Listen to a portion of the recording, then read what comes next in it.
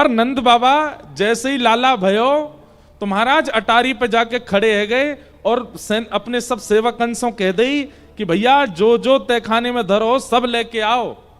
ऐसी ऐसी मणियां जो एक घर में चली जाएं तो उस घर में महाराज सोने के भंडार प्रकट हो जाएं। ऐसी ऐसी मणियों को भी नंद बाबा ये विचार नहीं कर रहे किसको देनी चाहिए किसको नहीं, बस लुटा रहे हैं, जिसके हाथ पड़ जाए उसकी है।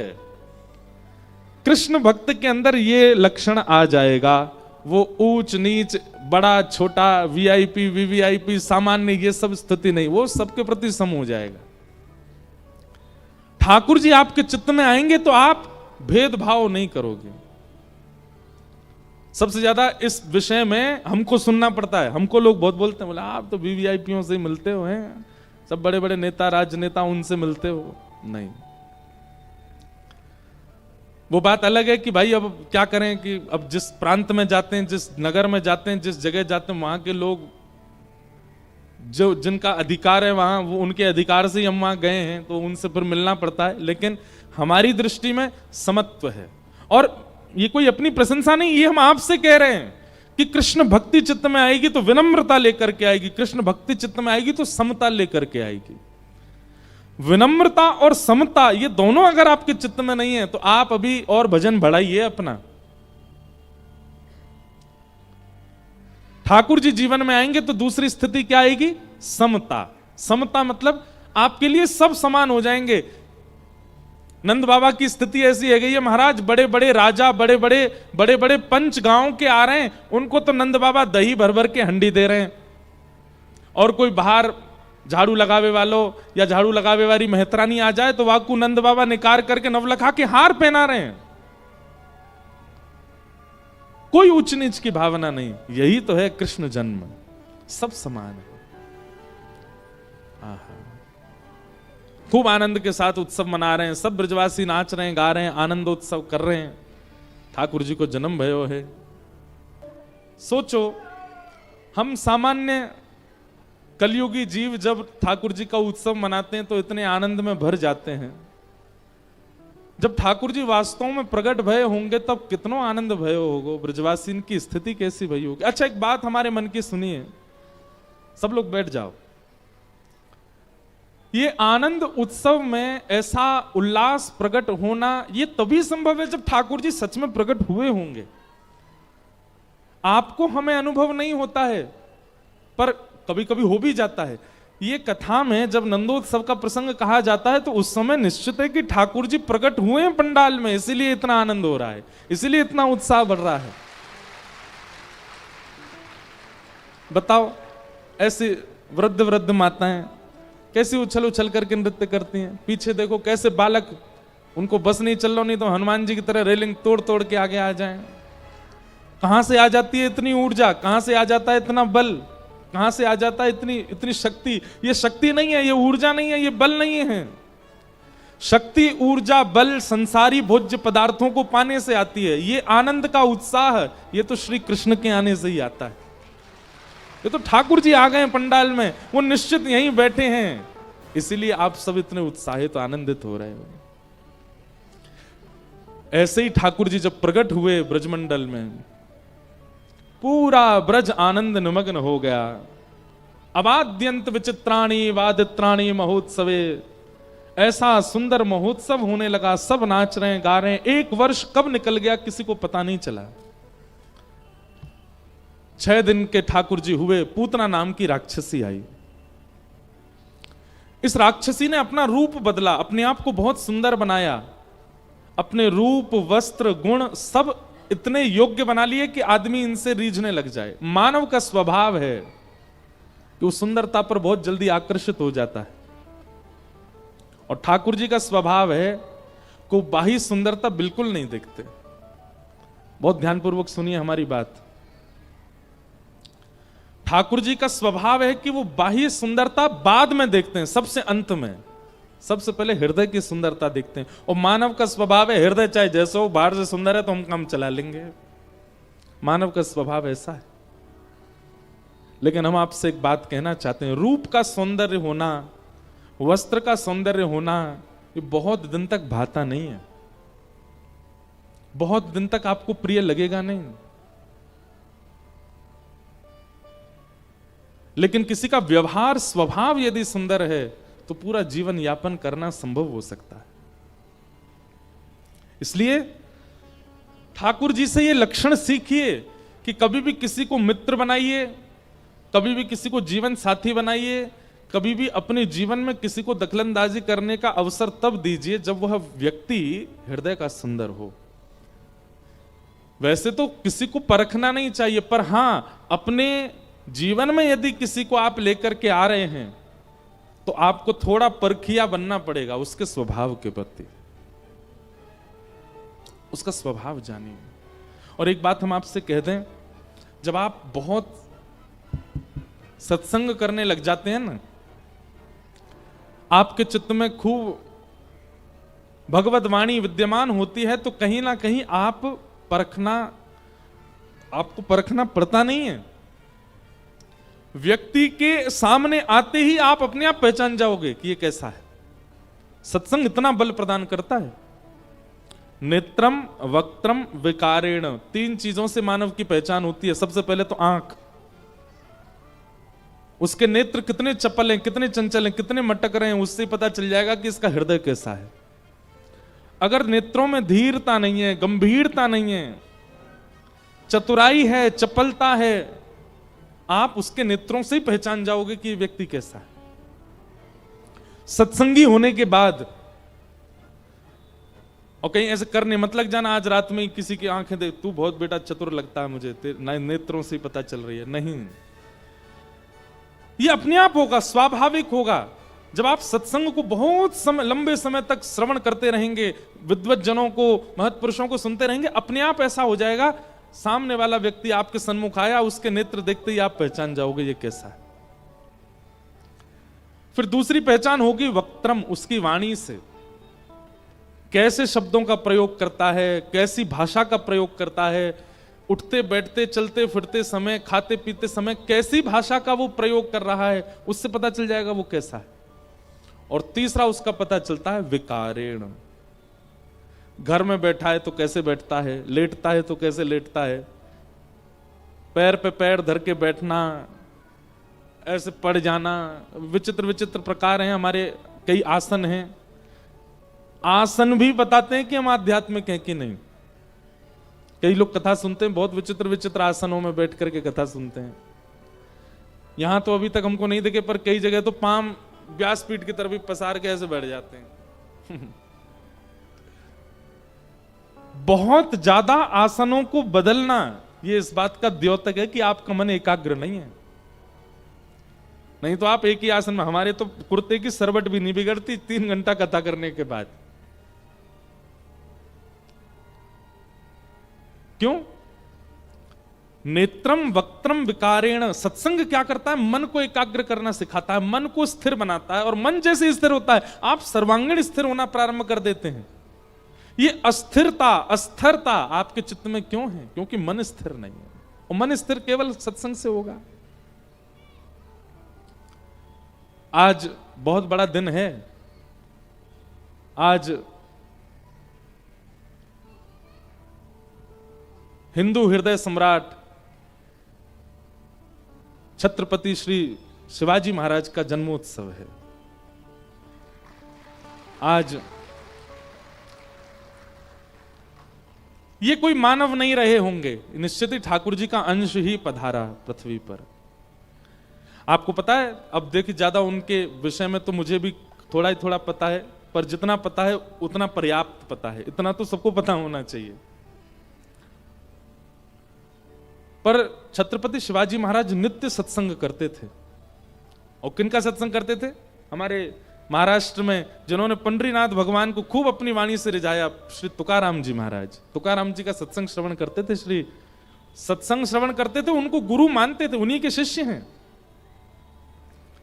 तो छत्रपति शिवाजी का ये नियम था, वे कहीं भी प्रवास पर होते थे तो एक व्यक्ति उन्होंने इसी के लिए बैठा रखा था कि बस ये देखते रहो श्री तुकाराम जी महाराज, संत श्री तुकाराम जी महाराज का इस समय सत्संग कहाँ चल रहा है, हमारे प्रवास से कितना दूर है, कितना समय लगेगा। अगर संभव होता था तो वे अपने घोड़े पर बैठ करके बहुत कम सैनिकों को लेके, 3-4 लोगों को लेकर के, और रूप बदल के, महाराणा रूप में नहीं, छत्रपति रूप में नहीं, बहुत दीन रूप धारण करके जाते, कोई पहचाने ना, और जाकर के सत्संग श्रवण करते थे श्री तुकाराम जी महाराज का। एक बार मुगलों को पता चल गया कि छत्रपति शिवाजी सत्संग श्रवण करने जाते हैं श्री तुकाराम जी महाराज का, और जब ये सत्संग श्रवण करने जाते हैं तो इनकी सेना इनके साथ नहीं होते, सैनिक नहीं होते, और ये अस्त्र शस्त्र छोड़ करके जाते हैं अपने कक्ष में। अच्छा बताओ, कोई इतना बड़ा व्यक्ति, इतना बड़ा राजा जिसके पीछे अनेकों मुगल पड़े थे, अनेकों शत्रु थे, वो अपने अस्त्र शस्त्र छोड़ करके क्यों जाता है? इसके पीछे क्या समझ में आता है आपको? विश्वास गुरु के प्रति, विश्वास सत्संग के प्रति। जहां हमें विश्वास की कटौती लगती है वहां हम शस्त्र रखते हैं, पर जहां हमें पूर्ण भरोसा वहां शस्त्र की आवश्यकता थोड़ी। तो एक बार मुगलों को पता चल गया कि शिवाजी महाराज जाते हैं और सत्संग करते हैं, कोई सेना नहीं रहती और इनके साथ अस्त्र शस्त्र भी नहीं होते। तुकाराम जी के सत्संग की सारी लिस्ट निकलवाओ और वहां हम जाकर के सत्संग के बीच में छत्रपति पर आक्रमण कर सकते हैं। तो एक बार तुकाराम जी का सत्संग चल रहा था, शिवाजी महाराज को पता चला तो अपनी सेना छोड़ करके, अपने वस्त्र बदल करके, अपने अस्त्र शस्त्र छोड़ करके बिल्कुल सामान्य सा रूप धारण करके पहुंच गए। और मुगल पहले ही वहां पर अपनी पूरी व्यवस्था कर चुके थे कि यहां छत्रपति आएंगे तो यहीं पर ही उनको बंदी बना लिया जाएगा और यहीं पर उनके साथ में जो हमें करना कर देंगे, यही सबसे अच्छा अवसर है। शिवाजी महाराज जाकर के तुकाराम जी का सत्संग श्रवण करने लगे, नेत्र बंद करके, बड़े ध्यानस्थ होकर के, एकाग्र होकर के सत्संग कर रहे थे। और तभी श्रोताओं का, सत्संगियों का रूप धारण करके वहां मुगलों ने प्रवेश किया, छुपा करके अस्त्र शस्त्र। जैसे ही सत्संग में प्रवेश किया तो वहां 100-200 जितने भी वैष्णव बैठे थे सब छत्रपति के रूप में प्रकट हो गए। अब मुगल ये पहचान नहीं पा रहे कि इनमें से असली छत्रपति कौन है, इनमें से असली शिवाजी कौन है। जिसको देखें वही शिवाजी के रूप में दिखाई देने लगा। महाराज मुगलों की बुद्धि घूमने लगी, चकराने लगा दिमाग, ये क्या हो गया, इतने सारे शिवाजी, 200 शिवाजी महाराज बैठे हैं भीतर। दौड़ करके गए और जाकर के मुगल शासक को कह दिया, बोले महाराज इससे बढ़िया तो युद्ध भूमि में ही लड़ लेंगे, क्यों, लाखों की सेना के बीच में छत्रपति अकेला दिखाई तो देता है, पर सत्संग में नहीं जाएंगे। बोले क्यों? बोले वहां तो सारे ही छत्रपति बन जाते हैं, वहां तो तुकाराम जी में भी छत्रपति शिवाजी की झलक सी दिखने लग जाती है, वहां नहीं जा सकते। शिवाजी महाराज खुलेआम सत्संग में जाते थे पर कभी कोई आक्रमण नहीं कर पाया उन पर। एक बार बताते हैं, एक बार फिर प्रयास किया किसी सत्संग में जाकर के आक्रमण करने का, तो मुगल सेना पूरी सत्संग सभा में घूम के आ गई। तुकाराम जी बैठे, बैठ करके बढ़िया प्रवचन कर रहे हैं, पर आगे एक भी व्यक्ति दिखाई नहीं दे रहा, पूरी सभा खाली। मुगल लोग भी बोले ये किसको प्रवचन सुना रहे हैं, कोई बैठा तो है नहीं यहां पर यह सत्संग का प्रभाव था कि शिवाजी वहां बैठे थे पर अदृश्य हो गए।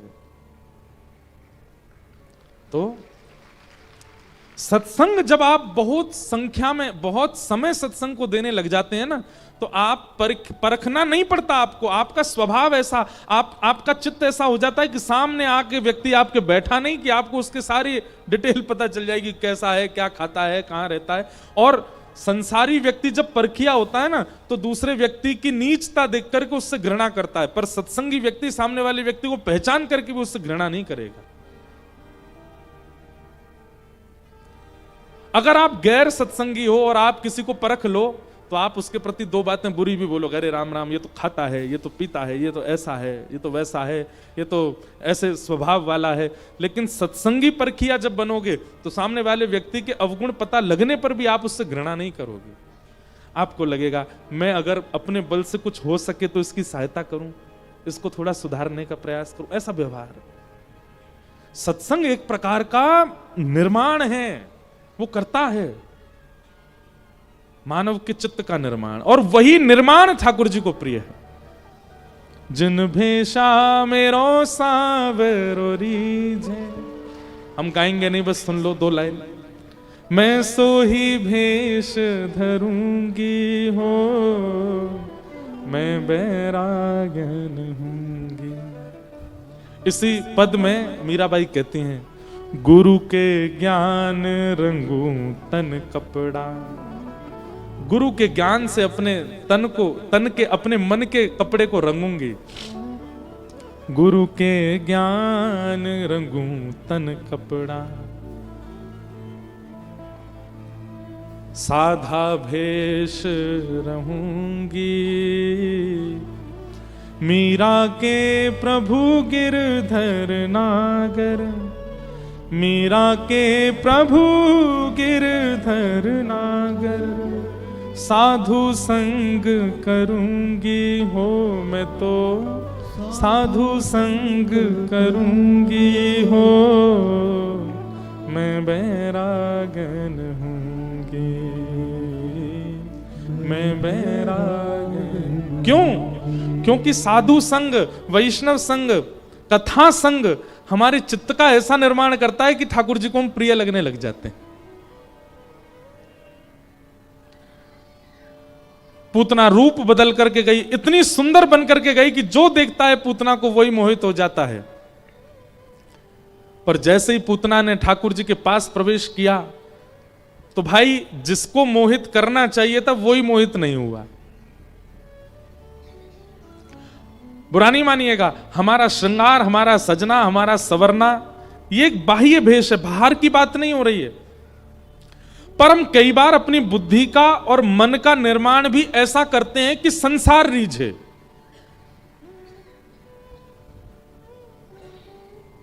वो ज्ञान लेने का प्रयास करते हैं जिनको 4 बातें 4 लोगों के बीच में जब मैं जाकर के कहूं तो 4 मेरी वाहवाही करें, ऐसा ज्ञान हम लेना चाहते हैं बुद्धि में। ऐसा व्यवहार हम चित्त से करते हैं कि 4 लोग हमारे बारे में प्रशंसा करें, हमको देख करके कहें वाह भाई, तेवर हो तो ऐसे हो, रुतबा हो तो ऐसा हो। 4 लोग कहें कि हाँ भाई पैसा वाला व्यक्ति है, ऐसा है वैसा है। हम ऐसा निर्माण करते हैं हम अपना कि जिससे संसार रीझे, समाज रीझे। लेकिन एक बात याद रखिएगा, इस संसार का एक बहुत कटु स्वभाव है। वो आज आपसे रीझ रहा है, कल आपसे रीझेगा, इस बात की कोई गारंटी नहीं है। इस संसार का कटु सत्य है। आप कितना भी अपना निर्माण कर लीजिए दुनिया को रिझाने के लिए, एक दिन ये सब आप पर हंसेंगे, आपको देखेंगे तक नहीं।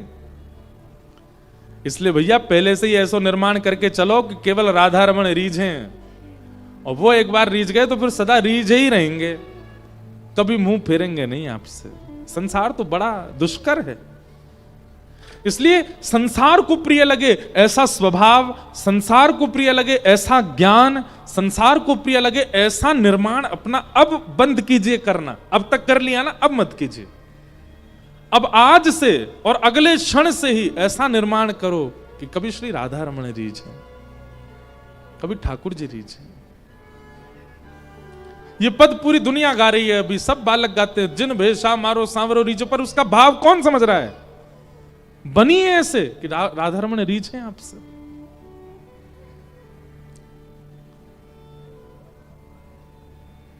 वे रीझते थे, मीराबाई से रीझ जाते थे। मीराबाई जब जब मंदिर में जाती थी, किसी भी मंदिर में प्रवेश करती थी, वहां के ठाकुर जी की अलग ही मुस्कान हो जाती थी। ठाकुर जी रीझ जाते थे, मीरा आई है। श्री तुकाराम जी महाराज, नामदेव जी महाराज, ये ऐसे भक्त हुए जिनसे पंडरीनाथ भगवान, विठल भगवान रीझ जाते थे। हमसे नहीं रीझते, हमसे नहीं रीझते ठाकुर जी। निर्माण कीजिए ऐसा, रीझें।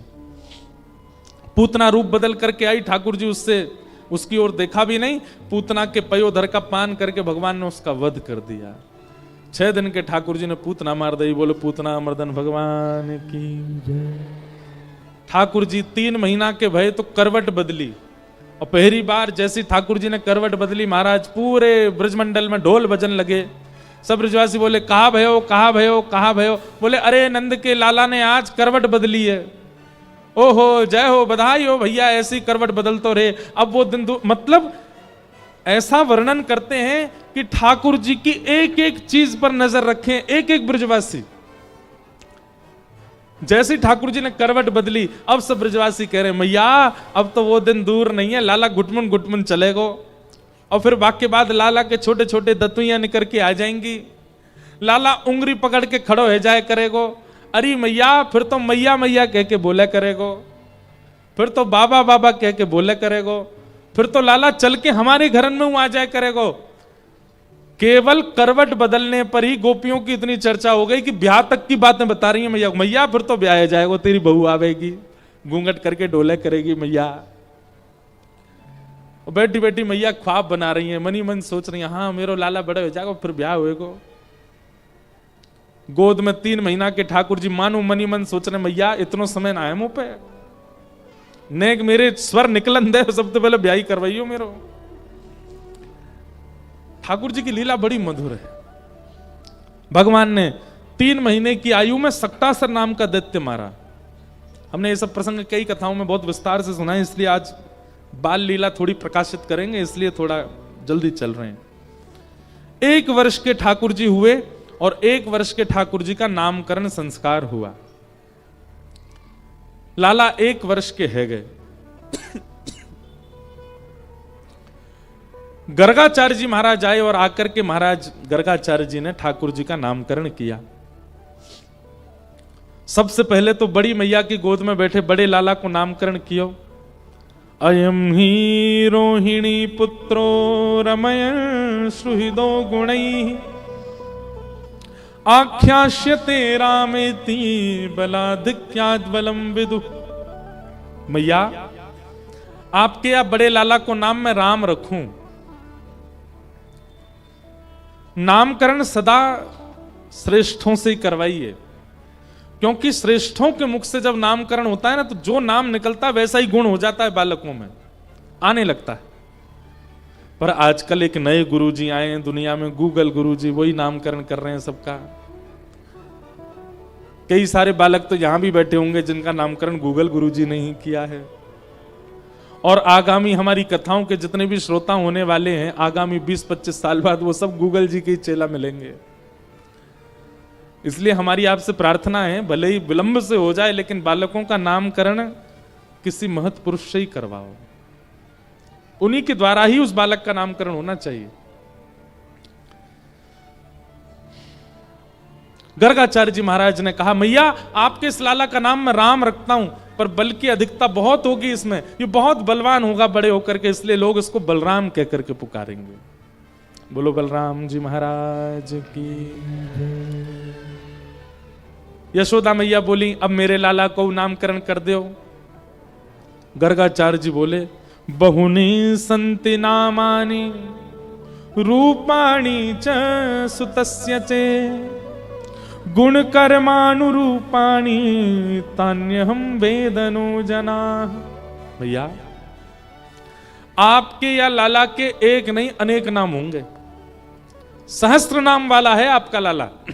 इसलिए गोपाल सहस्रनाम, विष्णु सहस्रनाम, ठाकुर जी के हजारों नाम है। मैया तुम्हारो लाला जैसे जैसे गुण होंगे या के वैसे वैसे नाम है जाएगो, और जैसे जैसे ये कर्म करेगो वैसे वैसे या के नाम हेते चले जाएंगे। जैसे हमारे वृंदावन में ठाकुर जी का नाम क्या है? त्रिभंग लली। त्रिभंग लली मतलब जो 3 अंग से भंग हैं, टेढ़े हैं, इसलिए उनका नाम है त्रिभंग। मुख टेढ़ा, कमर टेढ़ी और हाथ, ज्यादातर ठाकुर जी ऐसे ही खड़े होते हैं, इसलिए उनका नाम क्या? त्रिभंग लली।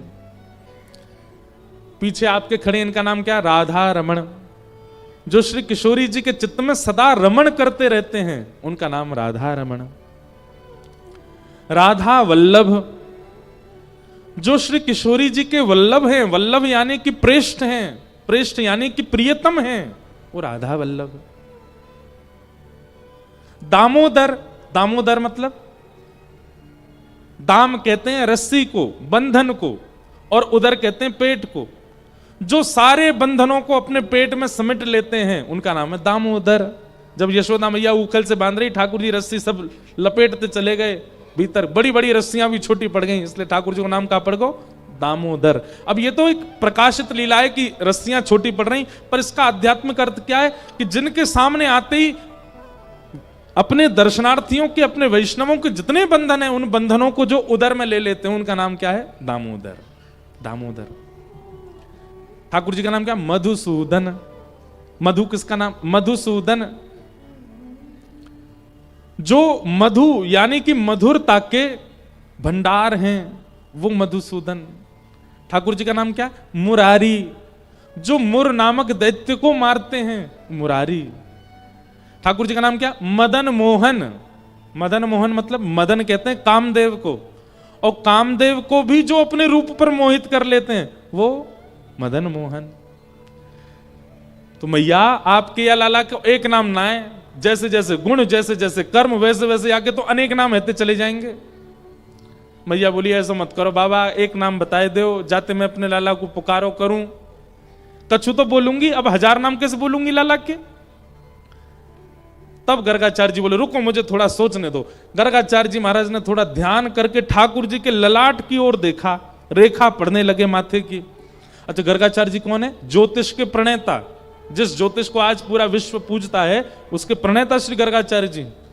गर्गाचार्य जी ने जैसे ही ठाकुर जी के माथे की ओर देखा, गर्गाचार्य जी के नेत्र खुले रह गए, मुख खुला रह गया, सांस रुक गई, धड़कनें रुक गई, स्तब्ध वो तो शव की भांति हो गए। यशोदा मैया रोहिणी मैया से बोली, मोह तो लगा बाबा पधार को दिखे, ऐसा लग रहा हूं यहीं आके प्राण निकल गए। यशोदा मैया ने हाथ पकड़ के बाबा पधार गए। तब गर्गाचार्य जी का ध्यान टूटा, उनके तो नेत्रों से आंसू गिरने लगे, हाथ पांव कंपायमान होने लगे। क्यों? उनको पता चल गया ये कोई सामान्य बालक नहीं, तो साक्षात परमेश्वर परमात्मा जगत नियंता जगदाधार मेरे सामने मैया की गोद में बैठे हैं। बोले मैया मैया तुम्हारो लाला सामान्य नहीं है, तुम्हारो लाला एरो गैरो बालक नहीं है। मैया बोली कौन है जे? गर्गाचार्य जी बोले ये तो साक्षात। जैसे ही गर्गाचार्य जी ने कही साक्षात, गोद में बैठे हुए ठाकुर जी ने नेक अपनी भ्रगुटी टेढ़ी करके गर्गाचार्य जी की ओर देखे। बाबा पोल पट्टी मत खोले मेरी, मैया पता चल गई कि मैं भगवान हूं तो मुझे मंदिर में खड़ो कर आवेगी। पुजारी ते कहेगी दिन रात या की पूजा करे करो, समय पे भोग लगाए दे करो, भैया भगवान है जे। ये तो हमने विनोद में कहा, पर ठाकुर जी ने गर्गाचार्य जी की जीव को स्तब्ध कर दिया। गर्गाचार्य जी बोलना चाहते हैं कि ये साक्षात भगवान है, पर गर्गाचार्य जी की जीव मानो जैसे लड़खड़ाने लगी। ठाकुर जी ने संकेत कर दिया, बोले हे गर्गाचार्य जी, मैं यहां परमात्मा बनने के लिए नहीं आया हूं, इन ब्रजवासियों के मध्य रह करके इनके हृदय में जो प्रेम है उसका अधिकारी बनने आया हूं, उसको पाने आया हूं। और ये प्रेम मुझे तभी प्रकट कर पाएंगे जब तक ये मेरी वास्तविकता से दूर रहेंगे। अगर इनको पता चल गया कि मैं परमात्मा हूं तो ये फिर व्यवहार करेंगे, स्वभाव नहीं करेंगे। जब भाई पता चल जाता है कि सामने वाला व्यक्ति इस पदवी का है तो हम व्यवहार करते हैं, उसको अच्छी बैठाने की जगह, उसके लिए बढ़िया भोजन, उसके लिए ऐसे स्वाभाविक प्रेम प्रकट हो, वो वास्तविक प्रेम है, व्यवहारिक प्रेम नहीं। ठाकुर जी बोले अगर इनको पता चल गई ब्रजवासी इनको कि मैं परमात्मा हूं तो ये व्यवहारिक प्रेम करेंगे, वो मुझे नहीं चाहिए। बंधुओं, परमात्मा जिसको कभी किसी चीज की कमी नहीं है, वो भी वृंदावन में आकर के अपनी प्रभुता छुपा रहे हैं कि ब्रजवासियों का प्रेम मुझे मिल जाए। सोचो ब्रजवासियों का प्रेम कितना ऊंचा है। हमारे संत महापुरुष वैष्णवजन क्यों कहते हैं भैया ब्रजवासीन की चरण रज ले लो, ब्रजवासीन को देख करके चरणन में लौट जाओ, ब्रजवासीन को चित्त में बिठा लो। क्यों? इन ब्रजवासीन के काजे ठाकुर जी ने अपनी प्रभुता बुला दी। और ब्रजवासी नहीं, ब्रजवासियों का प्रेम।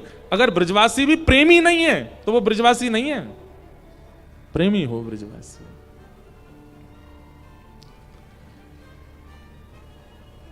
गर्गाचार्य जी महाराज को ठाकुर जी ने तुरंत समझाया, बोलो मत बताना मैया को कि मैं परमात्मा हूं। मैया बोली बाबा साक्षात पे ही रुक गए बातें, आगे कछु बोलो। बोले मैया नारायण समो गुणई है, तुम्हारो ये लाला है ना, ये नारायण के समान गुण वाला है, ये परमात्मा के समान गुण वाला है। गोद में बैठे हुए ठाकुर जी को मैया ने कान पकड़ो, बाबा सांची बता दे, जब परमात्मा तो नहीं है, अब या को कान मरोड़ लूंगी मैं, परमात्मा होगा दुनिया के काजे, मेरो तो लाला है जे। बोल ना ना मैया, कोई परमात्मा नहीं है, आपको लाला ही है ये। पर हम बस आपको ये संकेत करना चाहते हैं कि अगर आपका लाला कभी कोई दिव्य लीला करे तो आप इस पर संशय मत करना। ये कभी कुछ ऐसी लीला करे जो मानव नहीं कर सकते तो आप ज्यादा विचार मत करना, क्योंकि ये नारायण के समान गुण वाला है। वो सब तो ठीक है बाबा, अब या को नाम तो धरो। तब गर्गाचार्य जी कहते हैं, मैया आपके अलाला को मैं नामकरण कर रहे हूं। कहा कि आसन वर्णास्त्रयो यास्य गुह्यतो नुयुगम तनु शुक्ले रक्तस्तथा पीत इदानीं कृष्णतां गत। मैया आपकी आज्ञा हो तो आपके लाला के वर्ण के अनुसार या को नाम करूं। आपको ये लाला कभी शुक्ल वर्ण को भयो, कभी रक्त वर्ण को भयो, कभी पीत वर्ण को भयो, या बार ये कृष्ण वर्ण को है। वर्ण मतलब ठाकुर जी का कॉम्प्लेक्शन कैसा है, कृष्ण। कृष्ण का मतलब काला नहीं होता, कृष्ण का मतलब कृष्ण ही होता है। और कृष्ण का मतलब कर्षतीति कृष्ण। ठाकुर जी का वर्ण कैसा है, एक बार कोई देख ले, देखते ही रह जाएगा। आप कहो उसके पास आंख ना हो तो सुन ले तो उनका हो जाएगा। आप कहो कान भी ना हो, बहरा हो तो सूंघ ले तो उनका हो जाएगा। आप कहो नाक परमंश हो तो, कई लोगों की नाक परमंश होती है, उनको सुगंधी नहीं आती, तो बोले जिह्वा पे उनका अमृत ले ले तो उनका हो जाएगा। आप कहोगे आंखों से देख ना पाए, कानों से सुन ना पाए, नासिका से सूंघ ना पाए, जिह्वा से भी कुछ ना ले पाए स्वाद, तो बोले श्री कृष्ण की कनिष्ठ उंगली, छोटी उंगली की नख का स्पर्श भी अगर हो गया शरीर को तो उनके है जाओगे। जो किसी भी रूप में आपको अपनी ओर कर्षित कर सकते हैं उनका नाम है कृष्ण। बोलो कृष्ण भगवान की। ठाकुर जी का नाम क्या रखा गया, कृष्ण। जो किसी भी रूप में आपको अपना बनाने की सामर्थ्य रखते हैं उनका नाम है कृष्ण। इदानीं कृष्णतां गतः। ठाकुर जी बड़े मधुर हैं, वो कैसे भी आपको अपना बना सकते हैं। और काउदिना ठाकुर जी ने अगर आपको अपना बना लियो तो फिर एक बात याद रखियो, ये बहुत लोगों के मन में आता, हमको कथा सुननी, हमको वृंदावन चाहिए, हमको यो चाहिए। अगर वृंदावन मिल गए हो ना और नेक ढंगते मिल गए हो तो फिर कुछ और रह नहीं पाएगो जीवन में, सब छूट जाएगो, सब निकल जाएगो। हमारे ठाकुर जी को एक स्वभाव है, इनको प्रायोरिटी बहुत पसंद है। ये एकांत ही रहते हैं जिसके चित्त में रहते हैं, और जिसके चित्त में जाते हैं वहां से सब निकाल देते हैं, फिर किसी और को रहने नहीं देते वहां पर, खुद ही रहते हैं फिर। इसलिए भैया यहां आओ, इस भाव में आओ तो सोच समझ के आई हो, क्योंकि ठाकुर जी अगर आ गए तो फिर कुछ और रह नहीं पाएगा चित्त में। ऐसा ठाकुर जी को स्वभाव है, ऐसा ठाकुर जी को व्यवहार है। तो भगवान का नाम क्या रखा गया, कृष्ण। अब ठाकुर जी धीरे धीरे बड़े हैं लगे, अब गुटमुन गुटमुन चलते हैं ठाकुर जी। दो दतुइयां निकली आई हैं लाला की, घुंघराले केश हैं, यशोदा मैया केश काट करके एक जूड़ो सो बना दे यहाँ पे, और वहां में सुंदर सी मोती की माला ऐसे बांध करके और एक मोर पिच्छ लगा दे। बंधुओं, अच्छा लड्डू गोपाल की सेवा जितने लोग करते हैं, हमारी एक बात सुनिएगा, हम एक निवेदन करना चाहते हैं आपसे। आप अपने ठाकुर जी को सेवा करते हो, श्रृंगार करते हो, आप जैसे करते हो उसमें हमको कोई हस्तक्षेप नहीं है। हम तो ये कहेंगे कि रोज रोज नवाए मत करो, कभी कभी नवाए करो, छोटे लाला हैं वो, लेकिन आपका रोज नवाने का कर्म है तो फिर नवाओ, कोई दिक्कत नहीं। पर हमारी कहीं एक काम आपको करना है, कल से ही करना है। क्या? बढ़िया बादाम लीजिए और बादाम को अग्नि पर सेक दीजिए, और अग्नि पर जब आप सेकेंगे तो उससे एक कारा कारा काजल निकलेगा। उसको एक पात्र में, ऊपर ऐसे बादाम जल रहा होगा तो उसमें से काला काला निकलेगा, उसको पात्र में उसकी जो कालीमा है, जो काजल है, उसको समेट लीजिए। और फिर उस काजल को ले जा करके, चाहे आपके ठाकुर जी इतने से हैं, चाहे इतने बड़े हैं, चाहे जैसे हैं, उनके आंखों में जरूर काजल लगाया करो ठाकुर जी को। आपके लड्डू गोपाल दिखने चाहिए। और सुनिए, काजल फैल जाए तो कोई दिक्कत नहीं। कई लोग होते हैं बड़ा व्यवस्थित लगाने का प्रयास करते हैं, कहीं फैले नहीं। अगर फैल जाए तो कोई दिक्कत नहीं, ये समझ लियो लाला ने आंख मीड़ ली है अपनी, या हमारे फैल गए है। और दिखने चाहिए ऐसे कि हाँ फैलो फैलो काजल लग रहा है। नित्य काजल लगाओ ठाकुर जी के आंखन में, सुरमा धरो और एक बिंदी यहां धरो ठाकुर जी को। हमारी यशोदा मैया गाती हैं, कौन सी न मार दियो री टोना मेरो, मचलो श्याम सलोना। यशोदा मैया कह रही हैं, बोले अरे कौन सी ने टोना मार दियो। टोना मतलब नजर। आज हमारे लाल जी आएंगे कथा में। हमारे श्री लाल जी के तो जो अलंकार है ना, उसके पीछे ही लगाव है। लगाव मतलब ठाकुर जी को परमानेंट काजल लगा ही रहता है ताकि कोई नजर नहीं लगा दे। और हमारे लाला हैं तो श्याम वर्ण के दिखेगा नहीं, यहाँ छोटे छोटे काजल लगे हुए हैं लाला के, ये कोई नजर नहीं लगा दे। फिर आरती करके तुरंत बलैया ली जाती, लाला को कोई की नजर नहीं लगे। ऐसे नित्य अपने ठाकुर जी को काजल लगाए करो। यशोदा मैया काजल लगावे लाला के, काजल लगा करके बढ़िया केश गूंथ करके गले में हार पहना करके बढ़िया ठाकुर जी को श्रृंगार करे। और श्रृंगार देखो, सुनो सब लोग ध्यान से, यशोदा मैया श्रृंगार करके लाला को एकांत में बैठ के अपने लाला को सर्वांगीण श्रृंगार करे। श्रृंगार करके फिर लाला की दिया बत्ती आरती करे, आरती करके खूब नजर उतारे और फिर वाक्य बाद लाला को गोद में लेकर के यहां तक काजल मिटा दे अपने आप ही। यशोदा मैया अपने हाथन से ही काजल बहा दे, बालन को बिखेर दे, मालान को उल्टी सीधी कर दे, नीचे ते कपड़ान को उधो सुधो कर दे। अब छोटे से ठाकुर जी, उनको क्या पता, पहले मैया सजावे फिर खुद ही बिगाड़ दे। एक दिन एक गोपी ने देख ली, मैया मैंने आज देखी आप तो खूब बढ़िया श्रृंगार करो लाला को, और वाकई बात बिगाड़ काहे को दे। यशोदा मैया का प्रेम, बोले अरे तुम सबन की खोटी नजर लग जाएगी मेरे लाला, या हमारे बिगाड़ के भेजूं बाहर। वाके केशन ने खोल दूंगी, वाके सिर के गुत्ते भय केशन ने बिगाड़ दूंगी, वाके काजर मिटाए दूं, ऐसा कर दूं लाला कोई की नजर नहीं लगे। मतलब ठाकुर जी को बुरो बाबरो बना के भेजे यशोदा मैया कि कोई की नजर नहीं लग जाए मेरे लाला है। ऐसो श्री यशोदा जी को प्रेम। ठाकुर जी धीरे धीरे बड़े है रहे।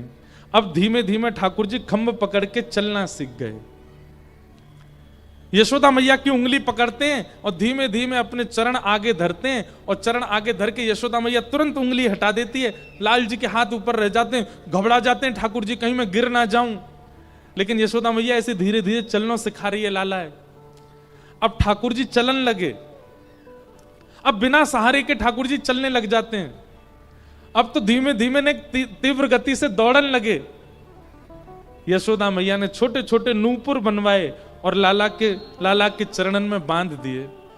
हाँ, अब ठाकुर जी जब चलते हैं तो छुम छुम छुम छुम आवाज होती है, और यशोदा मैया वह आवाज से ही पहचान जाए लाला कहां डोल रहे हो मेरो। बड़ी वात्सल्य कथा है यशोदा मैया की। ठाकुर जी चलना सीख गए। एक दिन यशोदा मैया लाला लेकर के गई और नंद भवन की दहली समझते हैं, दहली जानते हैं, जैसे किसी द्वार पर दहली होती है ना, उसको अब घरों में दहली तो इतनी इतनी बनाते हैं, पहले घरों में इतनी बड़ी बड़ी दहली होती थी। उसको लांग करके अंदर जाओ, लांग के बाहर आओ। आज भी पुराने घरों में तो यहां पे भी दिखते हैं, चौखट होती है, दहली होती है।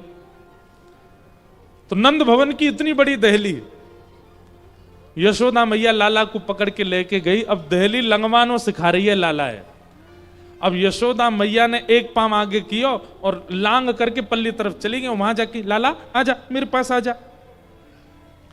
ठाकुर जी ने अपने होठ भींचे ऐसे, और नेक से लाला अपने हाथन ते वह दहली पकड़ करके एक पांव ऊपर डाल करके चढ़ गए। अब छोटा सा बालक कैसे दहली लांगे को। अब पांव लटका करके जैसे ठाकुर जी ऊपर चढ़े, पल्ली तरफ जैसे ही ठाकुर जी खिसक के उतरने लगे तो नीचे देखी बड़ी गहरी, बहुत नीची है। ठाकुर जी यशोदा मैया को देखने लगे। मैया बोली कहा भयो लाला, आजा नीचे उतर जा। अब ठाकुर जी धीमे धीमे धीमे धीमे जैसे नीचे उतरने लगे सोई ठाकुर जी लटक गए लेकिन पाम नीचे नहीं आए, तो दहली पे ही लटके रह गए। अब दहली पे लटके लटके लाल जी तो जोर जोर से रोने लगे, क्योंकि ठाकुर जी को लगी अब मैं गिर जाऊंगा। आकाश मार्ग से जब ये दृश्य देवताओं ने देखा तो देवताओं के नेत्र सजल हो गए, और सजल होकर के क्या बोले, बोले वहां बामन के यहां गए, वो बलि के यहां बामन बन के गए थे, और वामन बन के उससे कह रहे 3 पग जमीन का वरदान दो, और 3 पग जमीन का वरदान मिलते ही इतने विराट हो गए कि 2 पग से तीनों लोक नाप लिए। और आज देखो इनसे दहली नहीं लांगी जा रही है। कहां ये 2 पग से तीनों लोक नापने वाले, आज इनसे दहली नहीं लांगी जा रही है। आहा अहम तु नंदम वृंदे यस्यालिंदे ब्रह्मवसिता। किसी ने कहा, बोले इस वक्त परमात्मा कहां है, पर ब्रह्म कहां है? बोले नंद भवन की दहली पे लटको पड़ो परमात्मा। नंद भवन की दहली पे ऐसे औंधो पड़ो है। क्यों? प्रेम के कारण। आहा ठाकुर जी की ऐसी मधुर लीला है रही है, धीरे धीरे ठाकुर जी बड़े है रहे हैं।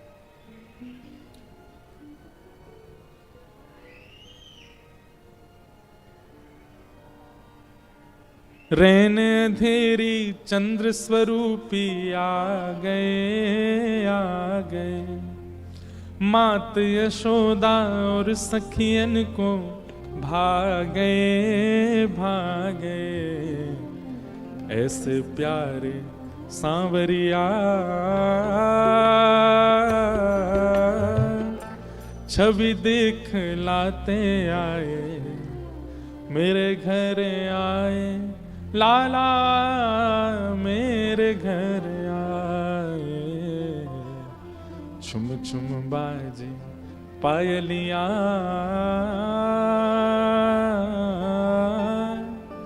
छवि देख लावे कान्हा, मेरे घर आए लाला, मेरे घर आए, छुम छुम बाजे पायलिया। ठाकुर जी की ऐसी लीला। हमने एक बार किसी कथा में घोषणा की कि अपने ठाकुर जी को पायल जरूर पहनाया करो। कहा पता आपकी भक्ति से प्रसन्न है कि काउदना आपको छुम छुम करते लाल जी की ध्वनि सुनाई दे जा, और सुनाई देगी। अगर आपकी प्रेम लक्षणा भक्ति में सामर्थ्य होगी तो काउदना आपके लड्डू गोपाल जी की छुम छुम पायल बजेगी। लड्डू गोपाल जी को रूप देखो, वो कैसे घुटमुन स्वरूप ही है। इसका मतलब क्या, वो चलने को बिल्कुल तैयार बैठे हैं, अब बस प्रतीक्षा कर रहे हैं आपकी सेवा की, आपके प्रेम की, आपकी भक्ति की। काउदना वो प्रसन्न है करके चल जाएंगे और आपको अनुभव है जाएगा कि ठाकुर जी चले हैं। इसलिए ठाकुर जी को पायल जरूर पहनाए करो चरणन में। आहा धीमे धीमे ठाकुर जी ने एक और बड़े हैं लगे। अब तो ठाकुर जी तोतली वाणी में बोलन लगे, मैया बोले, बाबा बोले, भैया बोले, गैया बोले, धीमे धीमे सब बोलन लगे। सब ब्रजवासीन की होड़ लगी है, लाला मेरो नाम बोल, लाला मेरो नाम बोल। ठाकुर जी सबके नाम बोल रहे हैं, जो जैसा बोले। तोतली उल्टे सीधे जो निकर के आ जाए मोते वैसे ही नाम बोल दें, और वो सुन सुन के ब्रजवासी जोर जोर से ऐसे लाला मेरो नाम है, सब बोल लो। इतना आनंद हो रहा है पूरे ब्रजमंडल में। अब ठाकुर जी नंद बाबा की उंगली पकड़ के जाते हैं, और नंद भवन में जितनी गैया हैं सब गैयान को पुचकार वे जामे, सब कुछ स्पर्श करवे जामे, सब गैया प्रतीक्षा करें कि नंद नंदन आएंगे। छोटे से ठाकुर जी अपने बाबा की उंगली पकड़ करके जामे। एक दिन एक गैया ब्याह रही, ब्यानो समझे, एक गैया के बालक जन्म ले रो। सो ठाकुर जी पहुंच गए। ठाकुर जी ने जाकर के देखी तो एक बछिया ने जन्म लियो। जैसे ही बच्चिया ने जन्म लियो सो थोड़ी देर में ठाकुर जी वहां से लिपट गए, वाकू हृदय से लगाने लगे। इतने में ही कहा भयो वो बच्चिया उठ के खड़ी है गई, और खड़े है के इधर उधर दौड़ने लगी। ठाकुर जी तो जोर जोर से रोने लगे। नंद बाबा बोले लाला का भयो? ठाकुर जी शांत नहीं भये। ब्रजवासी सब इकट्ठे है, बोले का है गो लाला, रो का बोल पतो ना, बच्चिया ने जन्म लियो, वो उठ के लाला ने वाकू हृदय से लगायो, वो उठ के चलन लगी, लाला रोने लगो, पतो ना काई गुरु रोए। यशोदा मैया ने गोद में बैठाए, बोले लाला कहा भयो, तो को भूख लगी है, तो को दर्द है रोए। ठाकुर जी सब में कहे नहीं मैया, और रो रो के पूरा काजल ऐसो भारी कर लियो, अपने केश खोल लिए, और महाराज विचित्र सो भेष बना लियो, कभी यहां पे गिरे कभी वहां गिरे, रोमे सो रोमे। मैया बोली लाला तेरे पाम पड़ू, बता तो दे कहा भयो, काय क्यों रो है। सो ठाकुर जी हुरकियां भर रहे हैं, हुरकी भर भर के और बीच बीच में बोल रहे हैं मैया तू को पतो कहा भयो। बोले कहा भयो, गैया ने बचिया को जन्म दियो और जन्म लेते ही बचिया नेक देर में उठ के खड़ी है गई, चलन लगी, दौड़न लगी। यशोदा मैया बोली तो यहां में रोवे वाली कहा बात है। बोले मैया मैंने जन्म लियो, जन्म लेवे के 1.5 साल बाद मुंह को चलनो आयो और जी गैया की बचिया जन्म लेती चलने लगी। मैया बोली हाय राम लाला जी या मैं रो रहा तू। बोले मैया मैं या मारे रो रहा हूं, तेने बहुत अत्याचार कियो मेरे संग। जब मैं तेरे पेट में तो तेने कहा खायो। मैया बोली रोटी खाई, चावल खाए, मक्खन खायो, दूध पियो, दही खायो। यही मारे तो मैया तेने गैया जैसो चारों नहीं खायो, यही मारे मैं चल नहीं पा रहा हूं। देख बाबा जा मैया ने मेरे संग कैसो कियो, मैं चल नहीं पा रहा हूं। सब ब्रजवासी सिर पकड़े बैठे, बताओ पूरा घर इकट्ठो है गो और लाला या बात पर रो रहा है कि वो 1.5 साल लगे चलवे में हो, गैया की बचिया उठती चलन लगी, जन्म लेती चलन लगी। एक दिन ठाकुर जी फिर रोने लगे। मैया बोली अब का भयो। बोले मैया मैं 2 साल को है गो, अभी तक 4 दांत निकरे मेरे, और गैया के बाल कन के देख जन्म लेते ही कछुदना सबरे दांत निकर के आ गए, मैया मेरे क्यों ना आ रहे। मैया बोले लाला तेरे तो कैसे बातन ने मानू मैं। ऐसे मधुर श्री ठाकुर जी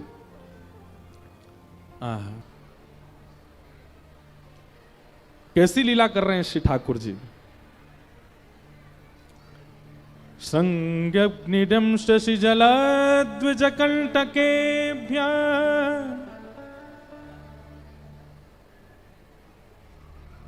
क्रीड़ा परामति चलो श्वशतो निषेद्धुम ग्रह्याणि कर्तुमपि यत्र न तज्जनन्यो शोकातयापतुरलं मनसो न सस्थान। ठाकुर जी अपनी मधुर लीला कर रहे हैं धीरे धीरे ठाकुर जी, और बाल अवस्था में उचित होते जा रहे हैं। 3.5 वर्ष के लाला है गए। अब ठाकुर जी के सखा हैं मधुमंगल, श्रीदामा, तनसुखा, मनसुखा, धनसुखा, सुबल, ये सब ठाकुर जी के सखा हैं। और इन सबन को केवल एक ही काम है, कहा कैसे भी नंद को लाला प्रसन्न रहे, खुश रहे, आनंद में रहे। चाहे या को हंसा के प्रसन्न करो या को खवाए के प्रसन्न करो, इन सबन को काम लाला को प्रसन्न करना ही है बस। ठाकुर जी ने इन सबन से कही भैया तुम सबरे इतने पतरे दुबरे काई को, खाओ पियो नाव का। तो सब ब्रजवासी बालक ने बताई, बोले लाला तू तो राजा को लाला है, तो को तो खावे को मिले, हमको थोड़ी मिले। ठाकुर जी बोले क्यों, हम सब गोकुल में रहे भैया, एक एक घर में 1000 गौवंश है। हमारे गांव को नाम गोकुल काय कुए, जहां गायन को कुल विराजमान, एक एक घर में 100 से अधिक गौवंश है, इसीलिए तो गोकुल है। इतनी गैया हमारे घर में है, तो फिर तुम सब खाओ काय को नाओ भैया, दूध खाओ, दूध पियो, दही खाओ, घी खाओ, खूब प्रेम से रहो। सब ब्रजवासी बोले लाला तो ना पतो, कंस ने हम सबन के ऊपर कर लगा रखो है, हम सबन को जितनो भी दूध घी दही होवे सब मथुरा ले जाके देनो पड़े। लाला ने जब ये बात सुनी कि भाई कंस ने कर लगा रखा है, टैक्स लगा रखा है, ठाकुर जी ने वही समय मन बना लियो कि भैया अभी तो मेरी बात कोई नहीं मानेगो, तो अभी कहा करूं, अभी तो मैं बालक हूं, तो अभी कैसे रोकूं, ये सब दूध मथुरा ले जावे थे। तो ठाकुर जी ने चोरी को प्रावधान बनाया। सब ब्रजवासी तो बोले भैया देखो जितने अच्छे काम करने सब रे आज कर लो, चोरी कल ते करेंगे। ब्रजवासी बोले लाला काय को, बोले ये सब रो गौरस मथुरा जावे कंस के यहाँ, मोय प्रिय ना है जे बात, अब सबरे मेरी बात मानो, कल ते चोरी करनो प्रारंभ। मधुमंगल श्रीदाम बोले लाला तू जो कहेगो सब करेंगे, चोरी ना करेंगे हम। ठाकुर जी बोले क्यों, चोरी में क्या दिक्कत है। मधुमंगल श्रीदामा सबरे सखा बोले लाला हमारी मैया के चोरी करवे तो ब्याह ना होवे, अगर हम चोरी करेंगे तो कोई अपनी छोरी ना देगो हमें।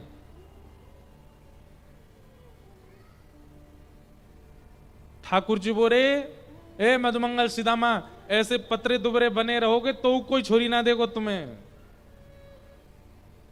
सबरो गौरस मथुरा भेज दोगे, कछु ना खाओगे पियोगे, ऐसे पतरे दुबरे रहोगे तो कैसे ब्याह होगा तुम्हारो। अरे मैं तो तुम्हारे ब्याह की चिंता यही मारे कह रहा हूं, चोरी करना शुरू कर दो मेरे संग। ब्रजवासी बोले लाला हम जे काम ना करेंगे। ठाकुर जी बोले ठीक है, तो मैं और दाऊ दादा कल ते एकांत में खेलेंगे, तुम लोग कहीं और खेलो, हमारी आपकी सबन की मित्रता आज यहीं टूट रही है। मेरे संग रहना तो मेरी बात माननी पड़ेगी, चोरी करनी पड़ेगी। सब ब्रजवासी बालक चिंता में आ गए, अब कहा करें। सबने की लाला तू जो कहेगो सब करेंगे, पर पिटाई भई तो, पकड़े गए तो। लाला देख कल को अगर कोई अपनी छोरी देवे तो मना कर दे, यूं के तुम्हारो लाला चोर है, लाला तू हमारो ब्याह करवाई दियो बस, बाकी तो तू या की जिम्मेवारी उठा ले, चोरी तो तू जहां कहेगो वहां करवा देंगे। ठाकुर जी बोले मैं जिम्मेवारी ले रहा हूं, सबको ब्याह होएगो लेकिन चोरी करो।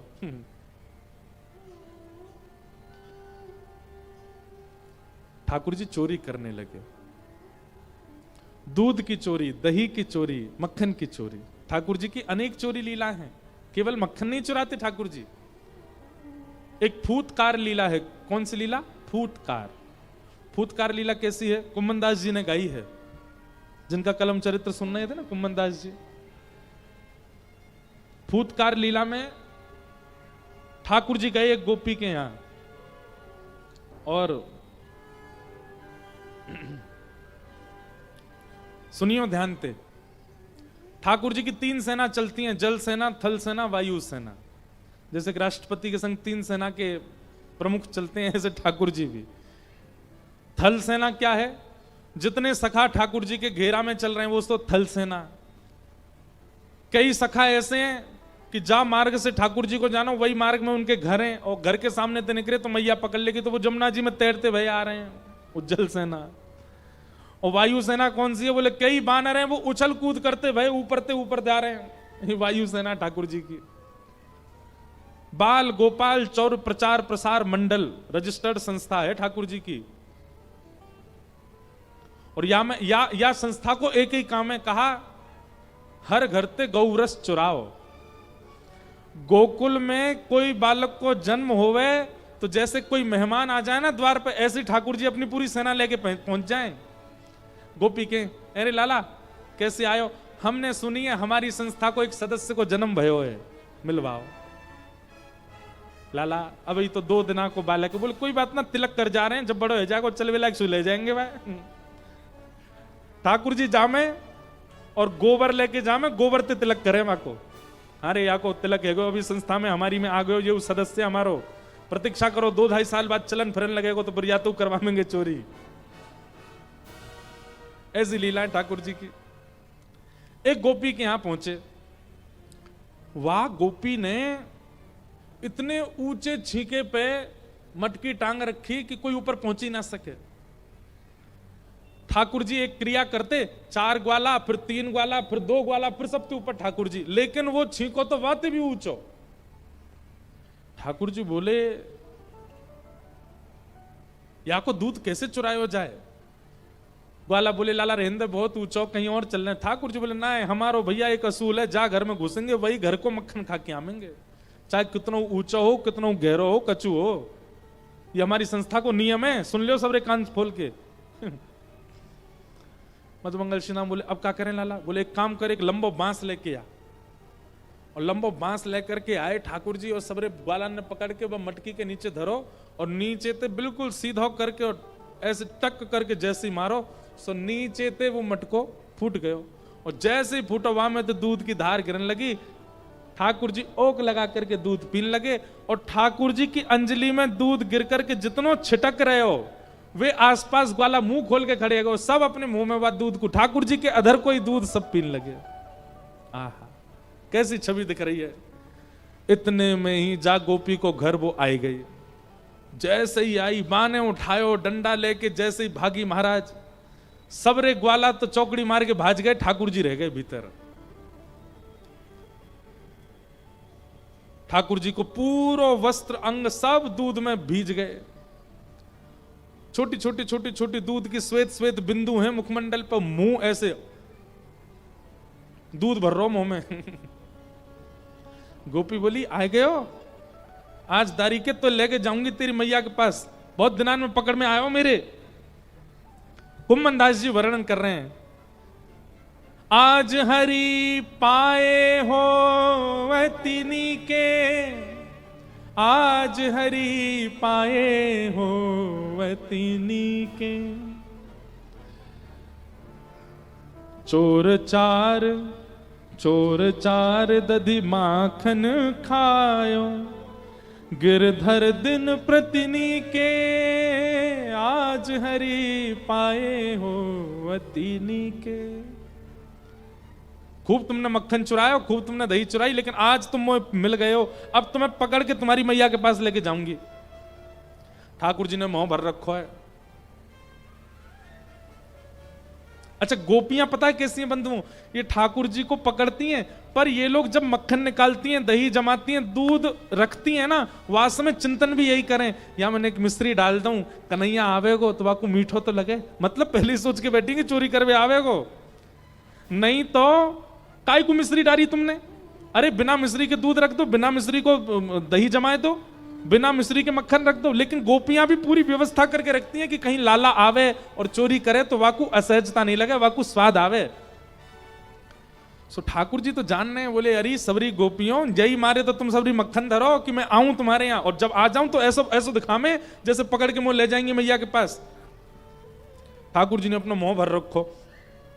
अब गोपी ने ठाकुर जी पकड़ तो लिए, लेकिन गोपी को चिंता भाई, लाला ये तुमने मुंह काय को फुला रखो है अपनो, दूध बढ़िया ना लगो तभी मुंह में भर रखो, पी ना रहे हो, बा में मिश्री कम रह गई।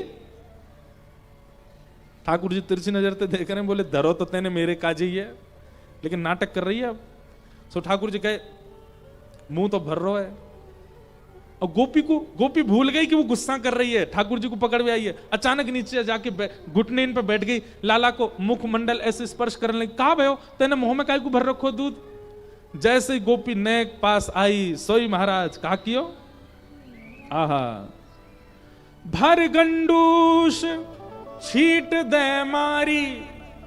जैसे ही गोपी नेक पास आई, सोई ठाकुर जी ने सबरो दूध वाकी आंखन में ही मारो, और जैसे ही आंखन में दूध गयो, आंखन में दूध जाती, गोपी गिरी दूर, ठाकुर जी चौकड़ी मार के भागे, सबरे सखान के संग भाज गए माते, वाह लाला जीत गए, बच के आए गए हम। लेकिन वह गोपी की स्थिति श्री कुम्भन दास जी बता रहे हैं, तो गोपी गई और जाकर के एक जलाशय में जाकर के अपने नेत्रन को धोने लगी। 2-4 गोपी वाकू देखवे के काजी आई, उनने की कहा भयो, बोले अरे नंद को लाला दूध फेंक के चलोगो आंखन में, हैं धूल फेंक के, धूल ना दूध, बोले आंखन में धूल पड़ती तो सुनिए, ये दूध पड़ तो पहली बार सुनो है। अब पूरी बात बाद में बताऊंगी, पहले आंख धोन दे। खूब धोते महाराज आंखें लाल पड़ गई। सखी बोली अरे दूध निकर गए हो, तू कहां धो रही है। तब वो सखी कह रही है, आहा कुंभन दास प्रभु चाल पर फंदा। आहा, कुंभन दास जी कह रहे हैं, वो सखी कह रही है दूध तो निकर गो, पर मुंह फुलायो गोल गोल नंद नंदन मेरी आंखन में बैठ गयो, वो नहीं जा रहे हो है। ऐसी छवि ठाकुर जी, कैसी छवि, ये छवि नहीं जा रही है नेत्रन से। आहा, ऐसी ठाकुर जी की लीला। कोई के घर ते मक्खन चुरा में, कोई के घर ते दही चुरा में। एक प्रभावती नाम की गोपी एक दिन सब गोपी ते कह रही, एरी तुम्हारे घर नंदन कैसे चोरी कर जाए, मेरे घर तो आ ही ना सके। सब गोपी बोली ऐसा मत कहवे, काउ दिना तेरो नंबर आवेगो तो मजो चका के जावेगो। गोपी बोली मेरो नाम प्रभावती है, ये नंद जी को लाला एरे गेरे इनके यहां जाके चोरी करेगो, मेरे घर में आ ना सके। प्रभावती को छोटो सो एक देवर है, देवर जानते, देवर किसको कहते हैं, पति के भैया, छोटे भैया। तो प्रभावती को एक छोटो सो देवर हो, वो ठाकुर जी को सखा। वो सबरी बात ने सुनो, प्रभावती क्या कह रही है, सो दौड़ करके ठाकुर जी के पास गए, जय जय, हाँ लाला क्या बात है। बोले आज चोरी कहां करोगे, बोले बा घर में। बोले ना मत करो, आज प्रभावती के यहाँ चोरी होगी। ठाकुर जी बोले क्यों, बोले अरे आज सबंत यूं कह रही कि नंद को लाला मेरे यहां चोरी करके दिखाए तो बताऊं मैं, लाला मई चलना है। ठाकुर जी बोले अच्छा हमको चुनौती दे रही है? बोले हाँ। बोले या के यहाँ चोरी तो करेंगे करेंगे, प्रसाद देख के आमेंगे यार, चलो। अरे तू या की सबरी गतिविधि बता, कितने बजे उठे, कितनो मक्खन निकाले, कहां धरे, कब जावे, जमुना जल भरवे कब जावे, सबरी बाकी एक दिन को पूरा दिनचर्या बता। बाकी देवर ने सुबह से लिखना शुरू किया, इतने बजे भाभी उठ जावे, इतने बजे दही निकारे, इतने बजे मक्खन करे, मटकी में धरे, बाद चीका पे टांगे, और ऐसे इतने। अब वास्तव में घड़ी तो होती नहीं, सूर्य के प्रकाश से समय पता चलता था। वो सूर्य जब सिर पे आ जाए तब प्रभावती मटकी लेके जमुना जल भरवे जावे, और जमुना जल भर के कितनी देर में आवे? बोले सूर्य जब या पेड़ के पास आ जाए तब लौट के आवे। मैंने पूरी एक एक जानकारी ठाकुर जी दे दी। महाराज सीआईडी कहां होगी, हमारे ठाकुर जी की सेना देखो। और 3.5 वर्ष के। अच्छा मधुमंगल की उम्र होगी 7-8 वर्ष की, श्रीदामा होगा 10 साल को, ठाकुर जी के सबरे सखा 11, 12, 15, 16, 20 साल के सखाएं, और इन सभी सखान के प्रेसिडेंट हैं 3.5 वर्ष के श्री कृष्ण। सवेरे जैसे ही निकले नंद भवन से सवेरे प्रणाम करें, जय हो हमारे लाला आगो। ठाकुर जी ने एक एक गतिविधि देखी, इतने बजे उठे, इतने बजे जावे। ठाकुर जी ने सब सखानते बोली देखो ई मक्खन छीके पे टांग के फिर अपने खाली मटकान को लेके जमुना जल भरवे जावेगी, वही समय हम या के घर के पीछे वाले नीम के नीचे जाके खड़े हो जाएंगे। और भैया सुन तू वाके देवर, पीछे की खिड़की खोल दियो, वहीं पे हम सब भीतर घुस जाएंगे, और भीतर घुस के फिर अंदर काम तमाम करेंगे। या को हमें चुनौती दे रही, हम चोरी ना कर सके। प्रभावती के यहां ठाकुर जी पहुंच के जैसे ही वो जमुना जल भरवे गई, सो ठाकुर जी घुस गए पीछे थे। पीछे थे घुस के महाराज 5 सखा, 4 सखा, 3 सखा, 2 सखा, सबके ऊपर ठाकुर जी। और लियो महाराज छीका में ते मक्खन निकार निकार करके स्वयं पाते जाएं, नीचे देते जाएं। सबरिन ने, सब ग्वालान ने प्रेम ते भर के महाराज खूब मक्खन खायो। मक्खन खावे के बाद सब ग्वाला बोले लाला अब नीचे उतरिया, पेट भर गो। ठाकुर जी बोले पेट तो भर गो, पर मक्खन तो बहुत बचा है भाई, या आप कहां करें? लाला छोड़ दे, कछु प्रसादी छोड़ दे। बोले ना ऐसे प्रसादी ना, चुनौती दैया ने हमें, या तो मजा चका के जाऊंगा मैं। सो ठाकुर जी ने कहा कि ऊपर ते छींकाते मटकी नीचे गिर दई, और जैसे ही गिरी तो वहां में खूब सारो मक्खन गिर गयो।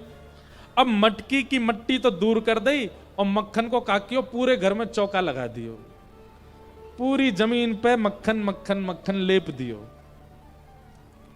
सब रे ग्वाला लगे चौका लगावे, पूरी पृथ्वी महाराज बा गोपी को आंगन मक्खन ते लीप दियो। सब ग्वाला बोले लाला अब कहा करें? बोले अब तो मजा आवेगो, मटकी लेके आ रही होगी, सोई रिपट जावेगी, वही कुछ देखना हमें। सबरे छुप जाओ, एकांत में घुस जाओ, सबरे अंधेरे में छुप गए, कोई खंबा के पीछे छुप गो, सबरे छुप करके भीतर खड़े, प्रभावती आवेगी। इतने में ही प्रभावती आई, आकर के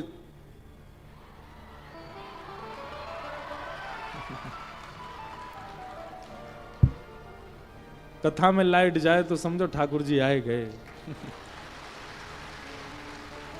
हमने लगभग सब कथा में एक बात कही है भैया कि अगर कथा में एक क्षण के लिए भी लाइट जा रही है तो यूं ही समझ लियो साक्षात श्री ठाकुर जी आए हैं कथा में। ले आए गए गिरधर लाल, यही मारे गई। अब यहां मत देखियो, सब इधर देखो, इतको देखो, अभी आए नहीं है, वो तो आएंगे, अभी तो सिंहासन आया हो बस। ठाकुर जी आ गए, बाहर बैठे हैं और आएंगे क्यों ना, लीला ही उनकी चल रही है पूरी। अब महाराज काबे, इतको देखो, इतको देखो, तुमको सौगंध है, वहां देखी तो यहां देखो। प्रभावती जैसे ही आई और दरवाजो खोल करके महाराज जैसे ही मानो अपनो पाम धरो भीतर। अब आप लोगन को तो अभ्यास है नहीं, पर मटकी भारी धरी हो सिर पे तो कितनी कितनी संभल के चले माताएं। जैसे प्रभावती ने अपनो चरण धरो और धर के जैसे ही भीतर आई, पाम बा को सर्र करके फिसलो महाराज, जैसे ही गिरी मट को फूट गयो, सबरो यमुना जल मक्खन में मिल गयो। और भीतर प्रवेश करते ही महाराज ऐसी सरकती भई गई, सीधी जाके दीवार में जाके सिर लगोवा को। अब तो जैसे उठवे को प्रयास करे फिर गिर जाए, फिर उठवे को प्रयास करे फिर सबरो चीखनो। अंत तो गत्वा बेचारी बैठ गई और यूं खिसक खिसक के बाहर आई। ठाकुर जी दूर से देख रहे हैं। प्रभावती ने देखी, तेरे काम होंगे सबरेज। ठाकुर जी बोली, और ले ले, हम ते कह रही हम चोरी ना कर सकें, ले ले। और उनके यहां तो चोरी करें तो प्रसाद दिया हमने, ले पकड़ ले हमें। अब तो प्रभावती ठाकुर जी की ओर दौड़ी, धड़ाम तो फिर गिरी, उठ ही नहीं पावे। ठाकुर जी सिंह दिखाते हुए, ठेंगा दिखाते हुए भाज गए माते खिड़की देने करके। अब प्रभावती तो पूरी मक्खन में लिप गई महाराज, यहां ते कोनी फूट गई, यहां ते छिल गई, पाम छिल गए। यशोदा मैया के पास गई और मैया ते जाकर के बोली, मैया तुम अपने लाला समझा लो, नहीं तो काउदना देख लूंगी मैं, देखियो मेरे का हाल क्यों जाने। यशोदा मैया निकल के बाहर आई, बोले, एरी तो पे कछु काम ना है, मेरे लाला के पीछे पड़ी रहे, का क्यों मेरे लाला ने। बोले, मैया मक्खन खावे कोई बात ना, लेकिन जे कहा ये नयो उधम सीख गयो, पूरे घर में मक्खन लीप के आ गयो, देख मेरी हाथ पाम टूट गए सबरे। मैया तेरो लाला अब बहुत आगे निकल तो जा रहा हो, तू देख ले, तू समझा ले, नहीं तो काउदना मैं देख लूंगी यार। यशोदा मैया भी थोड़ी नाराज है गई, बोले, तू कैसे देख लेगी मेरे लाला है, तो तुम दंड दो लाला है।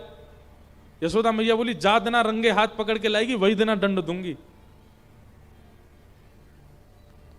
प्रभावती बोली, मेरो नाम भी प्रभावती नहीं अगर मैंने कन्हैया रंगे हाथ नहीं पकड़ो तो। प्रभावती सोचती जा रही है कि मेरी पूरी दिनचर्या इन्हें कैसे पता। ये वही समय क्यों आए जब मैं जमुना जल भरवे गई, तब घर आते ही वाकी दृष्टि पड़ी देवर पे, नेक्सो से डोल लो यहां ते मां, बोले जरूर यही होगा। बोले, ये जाके मेरी नेक नेक जानकारी दे रहो कन्हैया है, तो ये जाके सब जानकारी दे ही रहो, तो फिर यही ते द्वारा ही चोरी को संदेश भिजवाऊं। सो एक दिना प्रभावती जोर जोर ते कहने लगी, अरे कल को मक्खन तो जोर को निकसे को, घर वाले ने कह रही और देवर सुनो।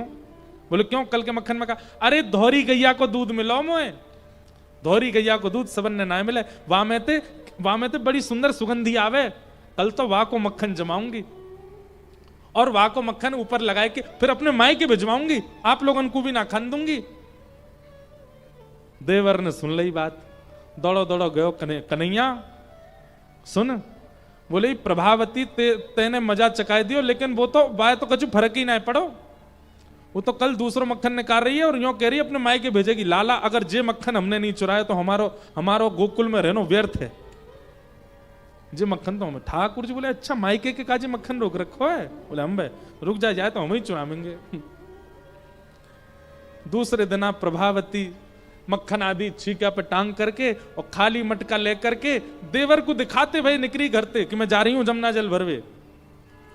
और जैसे ही निकर के बाहर गई, खिड़की पर ठाकुर जी पीछे छुपे खड़े, वहां के निकलते ठाकुर जी भीतर कूद गए।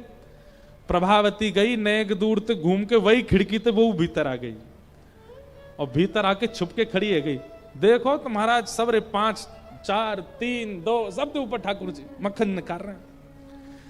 जैसे ही वहां ने देखी कि ठाकुर जी ने छींको पकड़ लिया, इतने में ही एक बांस को डंडा लेकर के भगी। और जैसे ही प्रभावती आते देखी महाराज, सबरे ग्वाला तो ऐसे घबराए जैसे हवा आगो, अरे लाला हवा आगो। हवा देख करके सबरे भाज गए, ठाकुर जी लटके रह गए ऊपर ही और ठाकुर जी झूल रहे हैं, सब भाज गए माते। अब प्रभावती अपना डंडा लेके नीचे खड़ी है, नीचे उतर के आज तो रंगे हाथ पकड़ो, मैंने अब लेके जाऊंगी। ठाकुर जी बोले, देख प्रभावती ऐसे मत करे, मैं छोटा सा लाला हूं, मेरे लग जाएगी। बोले, तू कछु छोटा ना है, तेरे पेट में 1.5 हाथ की दाढ़ी है, बहुत उद्यमी है तू, आज तू पकड़ में आयो मेरे, नीचे आ तू। ठाकुर जी जैसे तैसे नीचे आए, ठाकुर जी को हाथ पकड़ लियो। बोले, यशोदा कह रही रंगे हाथ पकड़ के लियो, आज पकड़ लियो मैंने, अब चल तू। और महाराज प्रभावती घूंघट निकाल के और पूरे गोकुल में हल्ला करती जा रही है, देख लो रे सबरी, तुम सबरी आके गुणन ने गाती रहे हो, ऐसी चोरी करे, ऐसो करे, पकड़ में ना, देखो मैंने पकड़ लियो आज यशोदा मैया के पास लेके जाऊंगी, वही तो दंड दिलवाऊंगी आए। ठाकुर जी बेचारे व्याकुल रहे, बोले मैया बहुत मारेगी आज। ठाकुर जी ने पीछे मुड़ करके देखी, सबरे सखा चल रहे हाथ जोड़ते हुए। बोले, लाला संस्था बंद करनी पड़ेगी आज तो, अब प्रेसिडेंट ही हमारी जमानत जब्त है गई भैया। ठाकुर जी बोले, ऐसे काम नहीं चले, कछु तो करना पड़ेगी। सो ठाकुर जी ने धीरे से इशारों करके प्रभावती कोई देवर वो बुला लियो अपने पास। अब प्रभावती तो ऐसे घूंघट करके हाथ पकड़ के चल रही है ठाकुर जी को। ठाकुर जी ने देवर को हाथ पकड़ लियो और बात बोले चुप रहियो, खड़ो रहे संग में। और ठाकुर जी बोले भाभी, अरे भाभी तो नेक दया ना आवे, देख मैं नेक सो लाला, और तू मेरो हाथ कितनी जोर से दबा रही है, देख मेरो खून रुक गयो भाभी।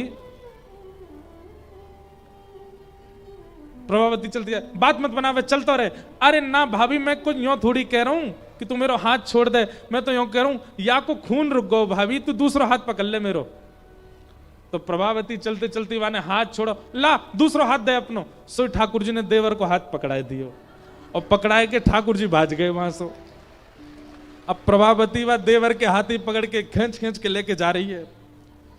ठाकुर जी दूसरी गली में ते कूदते फांदते उछलते कूदते सीधे गए। यशोदा मैया वहां पे बैठ करके दही चला रही, सोई गए और यशोदा मैया की गोद में जाके हाँपन लगे। मैया बोली कहा भयो लाला?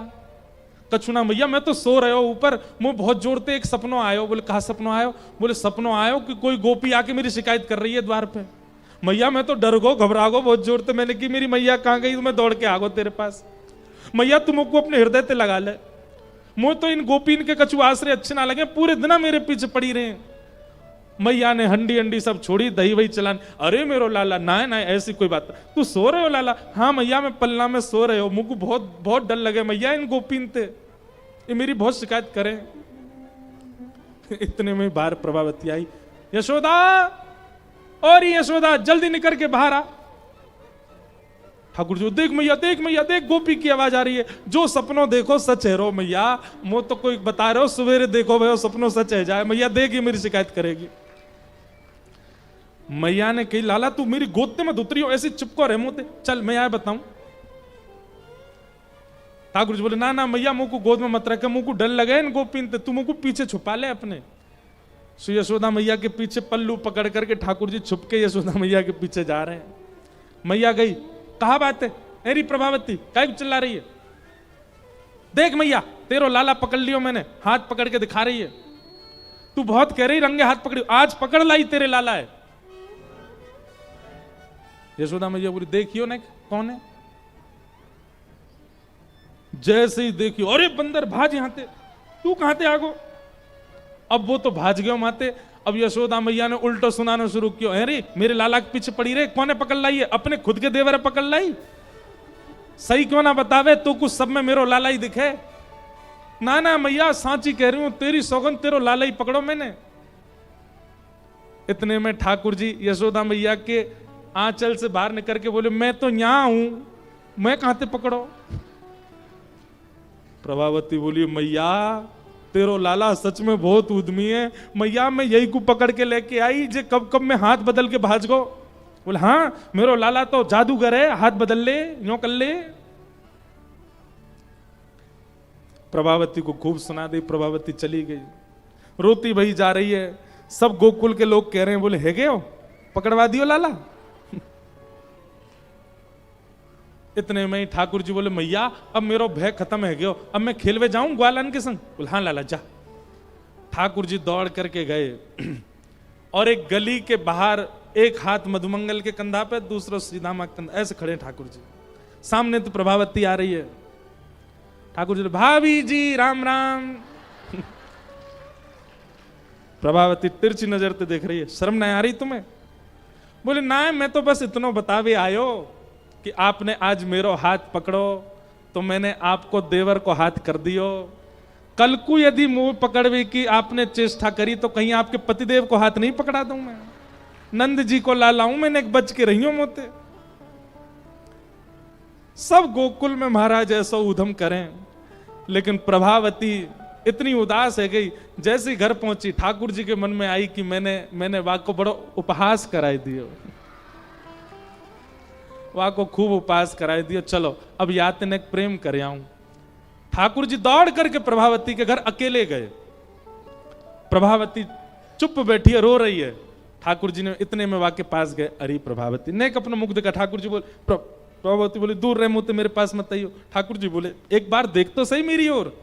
जैसे प्रभावती ने देखी नन्हे से गोपाल जी ने शंख चक्र गदा पद्म शत्रुभुज रूप धारण करके प्रभावती को दर्शन करा दिए। प्रभावती के नेत्र सजल है गए, आनंदित, रोम रोम पुलकित हो गया। ठाकुर जी के चरणन में दंडवत प्रणाम कियो, बोले नाथ ये आप ही पूरी लीला कर रहे हैं ब्रजमंडल में। ठाकुर जी बोले हाँ, ये ब्रजवासी के प्रेम को स्वीकार करवे के काज में आयो, मैं तो बहुत प्रभावित हो, या हमारे तेरे संग ऐसी लीला करी। और भगवान ने फिर प्रभावती को भगवत धाम भेज दिया, अपनी लीला में प्रविष्ट करा दिया। बोलो बाल कृष्ण लाल की जय। ऐसी ठाकुर जी लीला कर रहे हैं। खूब अनेक लीलाएं भागवत जी में विस्तार से लिखी हैं। ठाकुर जी को एक दिन मैया ने गुस्सा में उखल से बांध दिया। उखल से सरक सरक के ठाकुर जी आगे गए, दो वृक्ष गिर गए। मैया ने सोची बहुत संकट हमारे लाला के ऊपर आ रहे हैं, अब हम गोकुल में नहीं रहेंगे। और सब ब्रजवासी गोकुल से श्री वृंदावन की ओर प्रस्थान कर गए। बोलो वृंदावन धाम की जय। वृंदावन की ओर सब प्रस्थान करने लगे।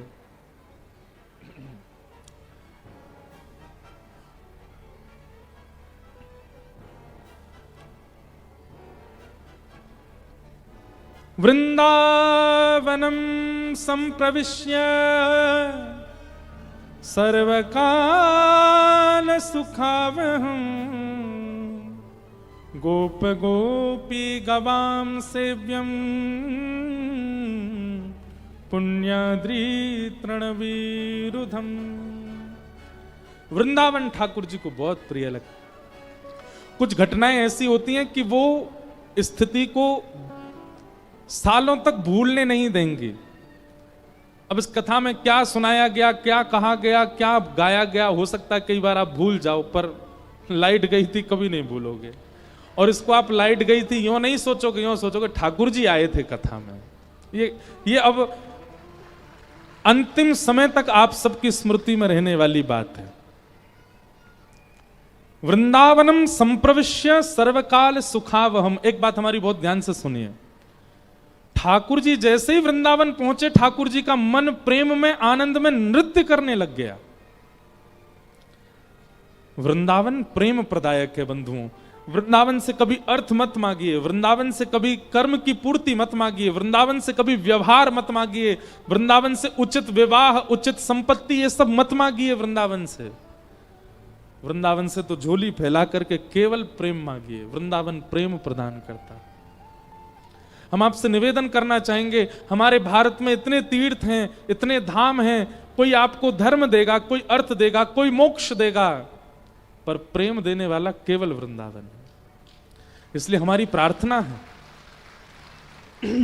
वृंदावन की परिक्रमा, गिरिराज जी की परिक्रमा, राधा रमण दर्शन, राधा वल्लभ दर्शन, कुंज बिहारी दर्शन, संतों का दर्शन, ब्रजवासियों की घर की भिक्षा, ये सब आपको पानी है। उद्देश्य केवल और केवल प्रेम रखिएगा। वृंदावन प्रेम प्रदान करता है और कुछ नहीं। आप और कुछ यदि वृंदावन से मांगेंगे तो हो सकता है वृंदावन वो वस्तु प्रदान करके आपको सदा के लिए खुद से दूर कर दे। वृंदावन मानवों के लिए नहीं है, वृंदावन तो रसिकों के लिए है, और रसिक केवल प्रेम के उपासक होते हैं। इसलिए हमारी आपसे प्रार्थना है, जो लोग वृंदावन को भजते हैं, वृंदावन को जानते हैं, वृंदावन को पाना चाहते हैं, वृंदावन से नित्य प्रेम मांगो बस। ठाकुर जी वृंदावन आ गए। वृंदावन आकर के अनेक लीलाएं ठाकुर जी ने संपादित की। उन्हीं लीलाओं में ब्रह्मा जी का मोह दूर किया। भगवान अपने ग्वाल बालों के संग बैठ करके प्रसाद पा रहे थे। मधुमंगल के मुंह पर लगी हुई कड़ी ठाकुर जी ने अपनी जीभ से चाट ली। ब्रह्मा बोला राम राम राम राम, ये परमात्मा है, ये भगवान है। मधुमंगल के मुंह पर लगी हुई कड़ी को ठाकुर जी चाट गए।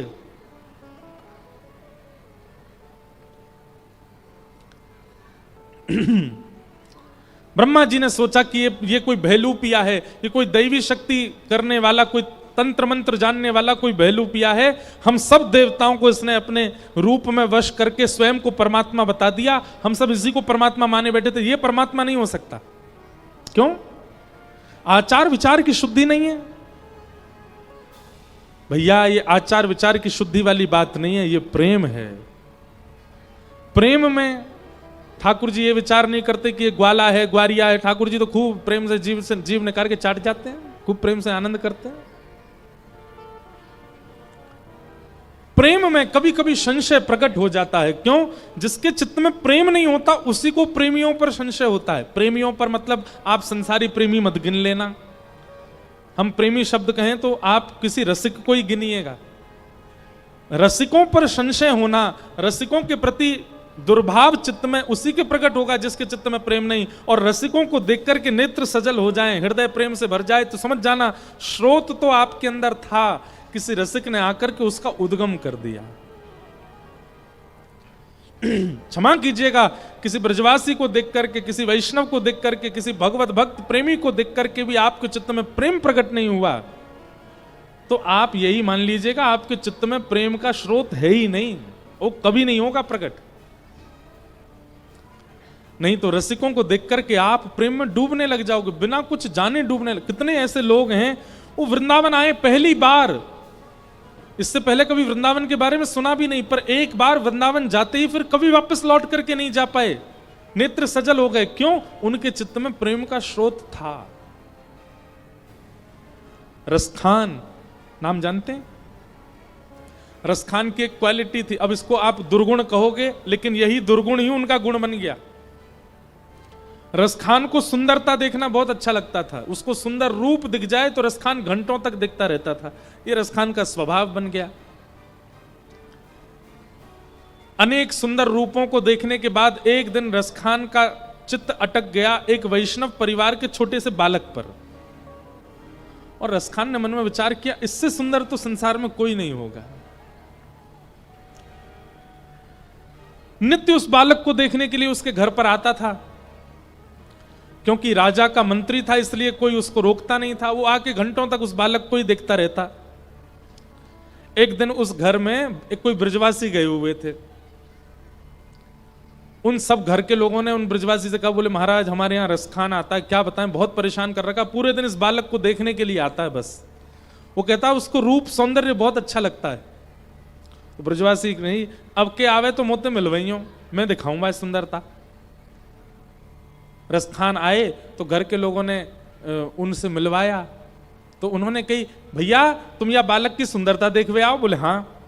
बोले या ते सुंदर यदि मैंने तुम्हें कोई दिखाई दियो तो?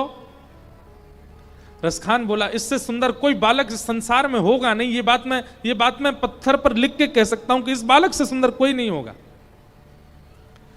तो ब्रजवासी ने अपने थैला में से सुंदर माखन मुंह पे लिपटो भयो है, सुंदर केसर तिलक लग रही है, घुंघराले केशन के जूड़ा बने भये हैं, गदमदरा से ठाकुर जी नील वर्ण के श्याम सुंदर को बहुत सुंदर एक चित्र निकाल करके रसखान को दिखाया। बोले इस बालक को देखो। रसखान ने जैसे ही देखा वह स्वरूप, आहा, शोभित कर नवनीत लिए, घुटरुन चलत रेणु तन मंडित, गो रोचन तिलक किए। ठाकुर जी का वह रूप देखते ही रसखान बोला ये बालक कहां मिलेगा? ब्रजवासी बोलो मैंने कही ना या बालक से भी सुंदर बालक है। बोले अरे ये सुंदर नहीं है, ये तो सुंदरता की खान है, इससे सुंदर तो शायद पृथ्वी पर कोई नहीं होगा। ये बालक मुझे कैसे मिलेगा? मुझे बताओ ना, मुझे इससे मिलना है, मुझे इसको देखना है। ब्रजवासी ने कही वाके काजे तो तुम्हें सब छोड़ के वृंदावन में रहना पड़ेगा। रसखान बोला मंजूर है। वाके काजे तो तुम्हें कंठी माला पहननी पड़ेगी, जो बालक बड़ो चतुर है कंठी वारे इनते ही मिले। रसखान बोले मैं पहन लूंगा। और वाके काजे तुम्हें एकादशी व्रत करना पड़ेगा। रसखान बोलो मैं एकादशी नहीं, मैं हर दिन व्रत कर लूंगा, लेकिन इस बालक से मिलवाओ। वाके काजे तुम्हें गुरु मंत्र लेना पड़ेगा। बोले वो भी स्वीकार है। वाके काज नित्य यमुना जी में बैठ करके कंठ भर भजन करना पड़ेगा। रसिकन के संतन के भंडारे करने पड़ेंगे, रसिकन के सामने दंडवत करनी पड़ेगी। रसखान बोलो मैं सब करूंगा या बालक तो मिलवा दो। बोले जाओ वृंदावन। रसखान चले गए वृंदावन। नियम पालन करने लगे ये सोच करके कि कोई सामान्य बालक होगा, लेकिन नियमों का पालन करते करते करते करते करते करते आहा एक दिन पग टेढ़ी सिधरे, ठाकुर जी आ गए। कैसे? पग टेढ़ी सिधरे, वापे मोती लटकन,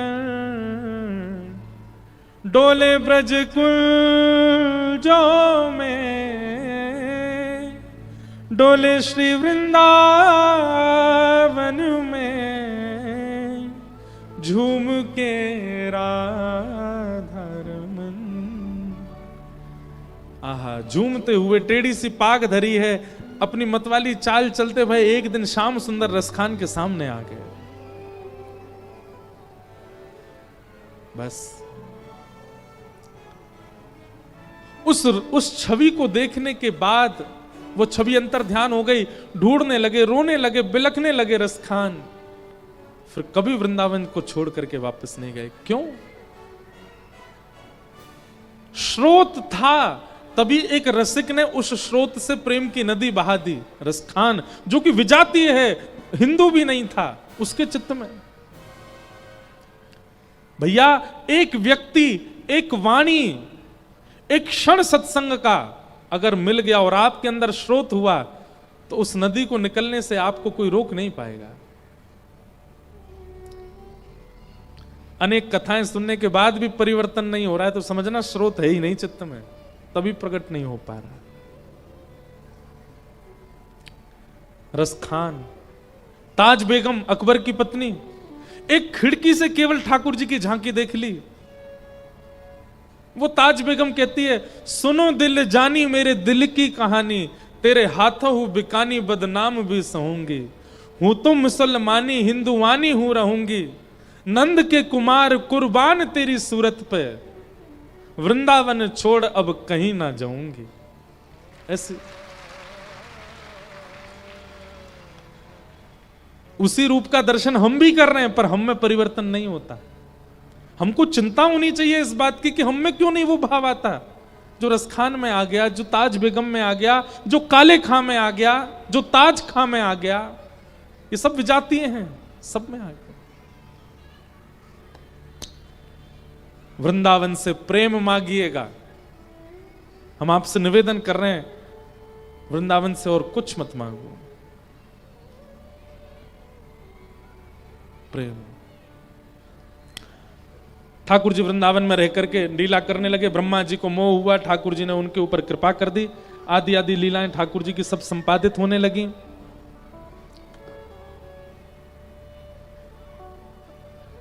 भागवत जी में आगे वेणु गीत आता है। वेणु गीत का अभिप्राय क्या है? यहां ठाकुर जी गौचारण करने, अच्छा हाँ, गौचारण लीला तो सुना ही नहीं, थोड़ी सी सुना मैं। ठाकुर जी एक दिन यशोदा मैया के आगे जाके बोलने लगे, मैया अब मैं बड़ो है गौ। मैया बोली तो? बोले मैं बछड़ा बचिया तो खूब चरा ली, अब मैं गैया चराऊंगा। मैया ये छोटे छोटे बालक मैंने खूब चरा लिए, अब मैं बड़े बड़ी गैया चरानी है।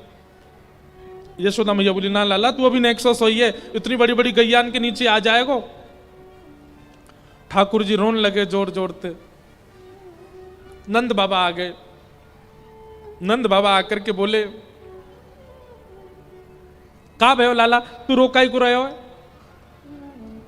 ठाकुर जी बोले, मैया बाबा मैया समझाओ, मैं गैया चराऊंगो, मैं गैया चरावे जाऊंगो। लाला तू अभी नेक्सस हो, तू बछड़ा बछिया नहीं चरा ले, गैया काय को चरावे? ना बाबा मैं तो गैया चराऊंगा। ठाकुर जी रोने लगे। सो ठाकुर नंद बाबा बोले, अच्छा लाला तू चिंता मत कर, मैं सांडिल मुनि कुल पुरोहित बुलाऊंगो, उनते तेरे काजे बढ़िया मुहूर्त निकलवाऊंगो, फिर गैया चरावे जाइयो। इतनी उनकी कहनी भाई, इतने में सांडिल मुनि आ गए। सांडिल मुनि आए, अरे भैया लाला काय को रो रहे हो? नंद बाबा का बात है गई, काय को रो रहे हो लाला? बाबा बोले, देखो गैया चरावे की जिद कर रहा है, कहा करें? आप कोई बढ़िया सा मुहूर्त देख दो लाला के काजे। सांडिल्य मुनि ने जैसी पंचांग खोलो, पंचांग खोल के जोर से हंसन लगे। नंद बाबा बोले, कहा भयो?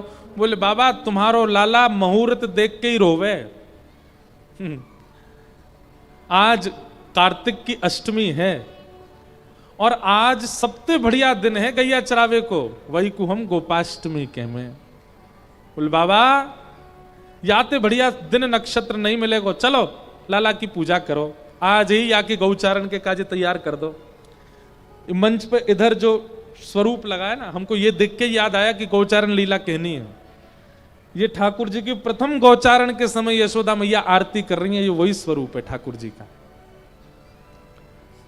यहां ठाकुर जी खड़े हैं, बगल में बलराम जी हैं, बलराम जी के हाथ में हल लगो, पीछे गैया खड़ी हैं और यशोदा मैया लाला की आरती कर रही है। प्रथम गौचारण करी नंद नंदन। भागवत जी में पद हमारे अष्ट सखा पद गाते हैं, प्रथम गोचारण चले कन्हाई, प्रथम गोचारण चले कन्हाई। कैसे जा रहे हैं? अच्छा देखिए, इस स्वरूप में आपको देखेगा ठाकुर जी ने मुकुट पहना है। ठाकुर जी मुकुट रोज नहीं पहनते, गोपाष्टमी वाले दिन हमारे वृंदावन में ठाकुर जी मुकुट पहनते हैं। ठाकुर जी मुकुट पहन करके गैया चराने जाते हैं। माथे मुकुट पीतांबर की छवि, माथे मुकुट पीतांबर की छवि, बनमाला पहराई, आज चले प्रथम गोचारण चले कन्हाई। ठाकुर जी गैया चराने जाते हैं तो मोती नहीं पहन के जाते, स्वर्ण नहीं पहन के जाते। ठाकुर जी जब गैया चराने जाते हैं तो वनमाला पहन के जाते हैं, पत्तों की माला, फूलों की माला, वही पहन करके जाते हैं। और एक बात बताएं, ठाकुर जी और क्या पहन के जाते हैं? अब आप लोग गौशाला जाओगे तो आपको पता चलेगा, जब गैया का दूध काटते हैं ना तो उसके दोनों पैर पीछे वाले बांधे जाते हैं, उस रस्सी को बोलते हैं लोमना। क्या बोलते हैं? सो लोमना की माला पहन के जाते हैं ठाकुर जी। वो लोमना में गौरज गोबर सब लगा रहता, उसको पहन के जाते हैं। गले में पहन लेंगे, यहां बांध लेंगे, कमर पे बांध लेंगे, कभी कभी सिर पे बांध लेंगे अपने लोमना। कैसे अद्भुत लगते हैं ठाकुर जी। और कुंडल श्रवण कपोल विराजत। ठाकुर जी कैसे कुंडल पहनते हैं? जब चलते हैं ठाकुर जी तो कुंडल ठाकुर जी के गालों पर आके टकराते हैं, ऐसे कुंडल पहनते हैं ठाकुर जी। कुंडल श्रवण कपोल विराजत, सुंदरता बन आई, प्रथम गोचारण चले कन्हाई। जैसे ही ठाकुर जी नंद भवन से निकले, सोई कहा भयो, घर घर ते सब छाक लेत हैं। छाक किसको बोलते हैं? छाक समझते हैं? छाक बोलते हैं घर में भोजन बना करके वन में जाकर के जो पाते हैं, जिसको हम पिकनिक बोलते हैं। पिकनिक पर ले जाने वाले भोजन को छाक।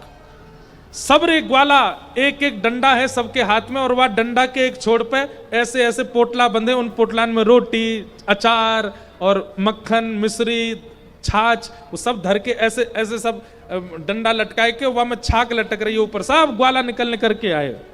घर घर ते सब छाक लेत हैं, संग सखा सुखदाई, आगे धैनु हाक सब लीनी, पाछे मुरली बजाई। सब आगे गैया हांकते भये चल रहे हैं और पीछे ठाकुर जी मुरली बजाते भये चल रहे हैं, वन की ओर जा रहे हैं। कितनी सुंदर छवि है ठाकुर जी की। आहा, इस छवि को देख करके सब गोपियों का हृदय प्रेम से भर गया। गाय एकाद नहीं है, 9 लाख गाय, और 9 लाख गाय जब चलती हैं तो उनके गौरज उड़ती है, और वो गौरज ठाकुर जी के मुख से जाकर के लगती है, कपोलों पर लगती है, अलकावलियों पर लगती है। उसको देख करके श्री शुकाचार्य जी महाराज कह रहे हैं, तम गोरज छुरित कुंतल बद्धवरः, वन्य प्रसून रुचिरे क्षण चारुहासम, वेणुम क्वनंत मनुगैर अनुगीत कीर्ति। ठाकुर जी वेणु बजाते हुए प्रवेश कर रहे हैं। कहां? तम गो रजत छुरित कुंतल बद्धवरः, वन्य प्रसून रुचिरे क्षण चारुहासम,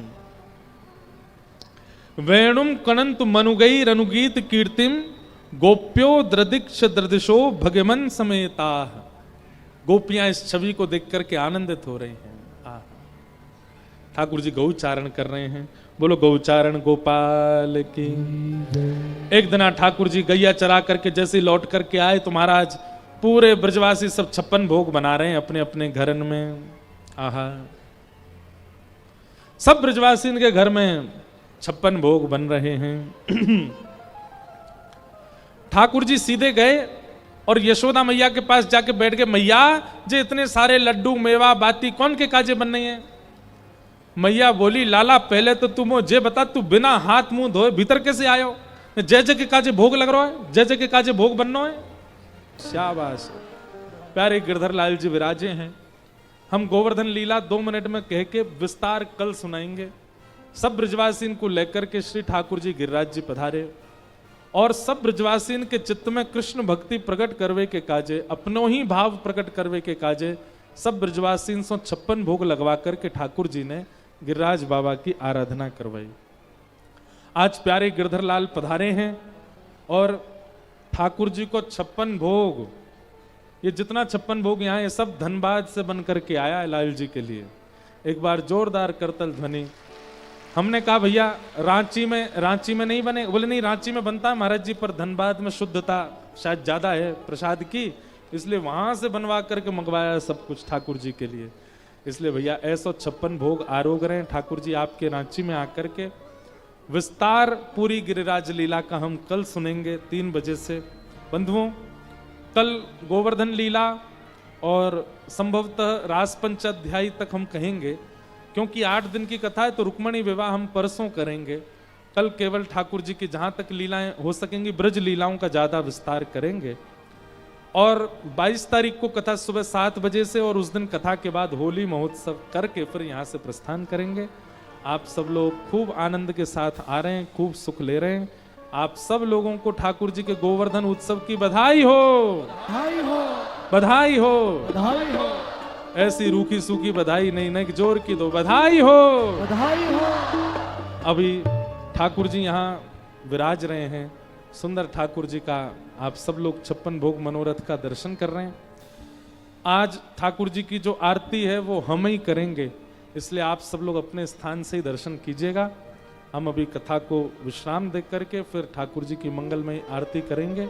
आरती के उपरांत फिर यहाँ लाल जी के दर्शन आप लोग स्क्रीन में कर ही रहे हो, वहीं से करके फिर आप सब लोग प्रेम भाव से प्रस्थान करेंगे।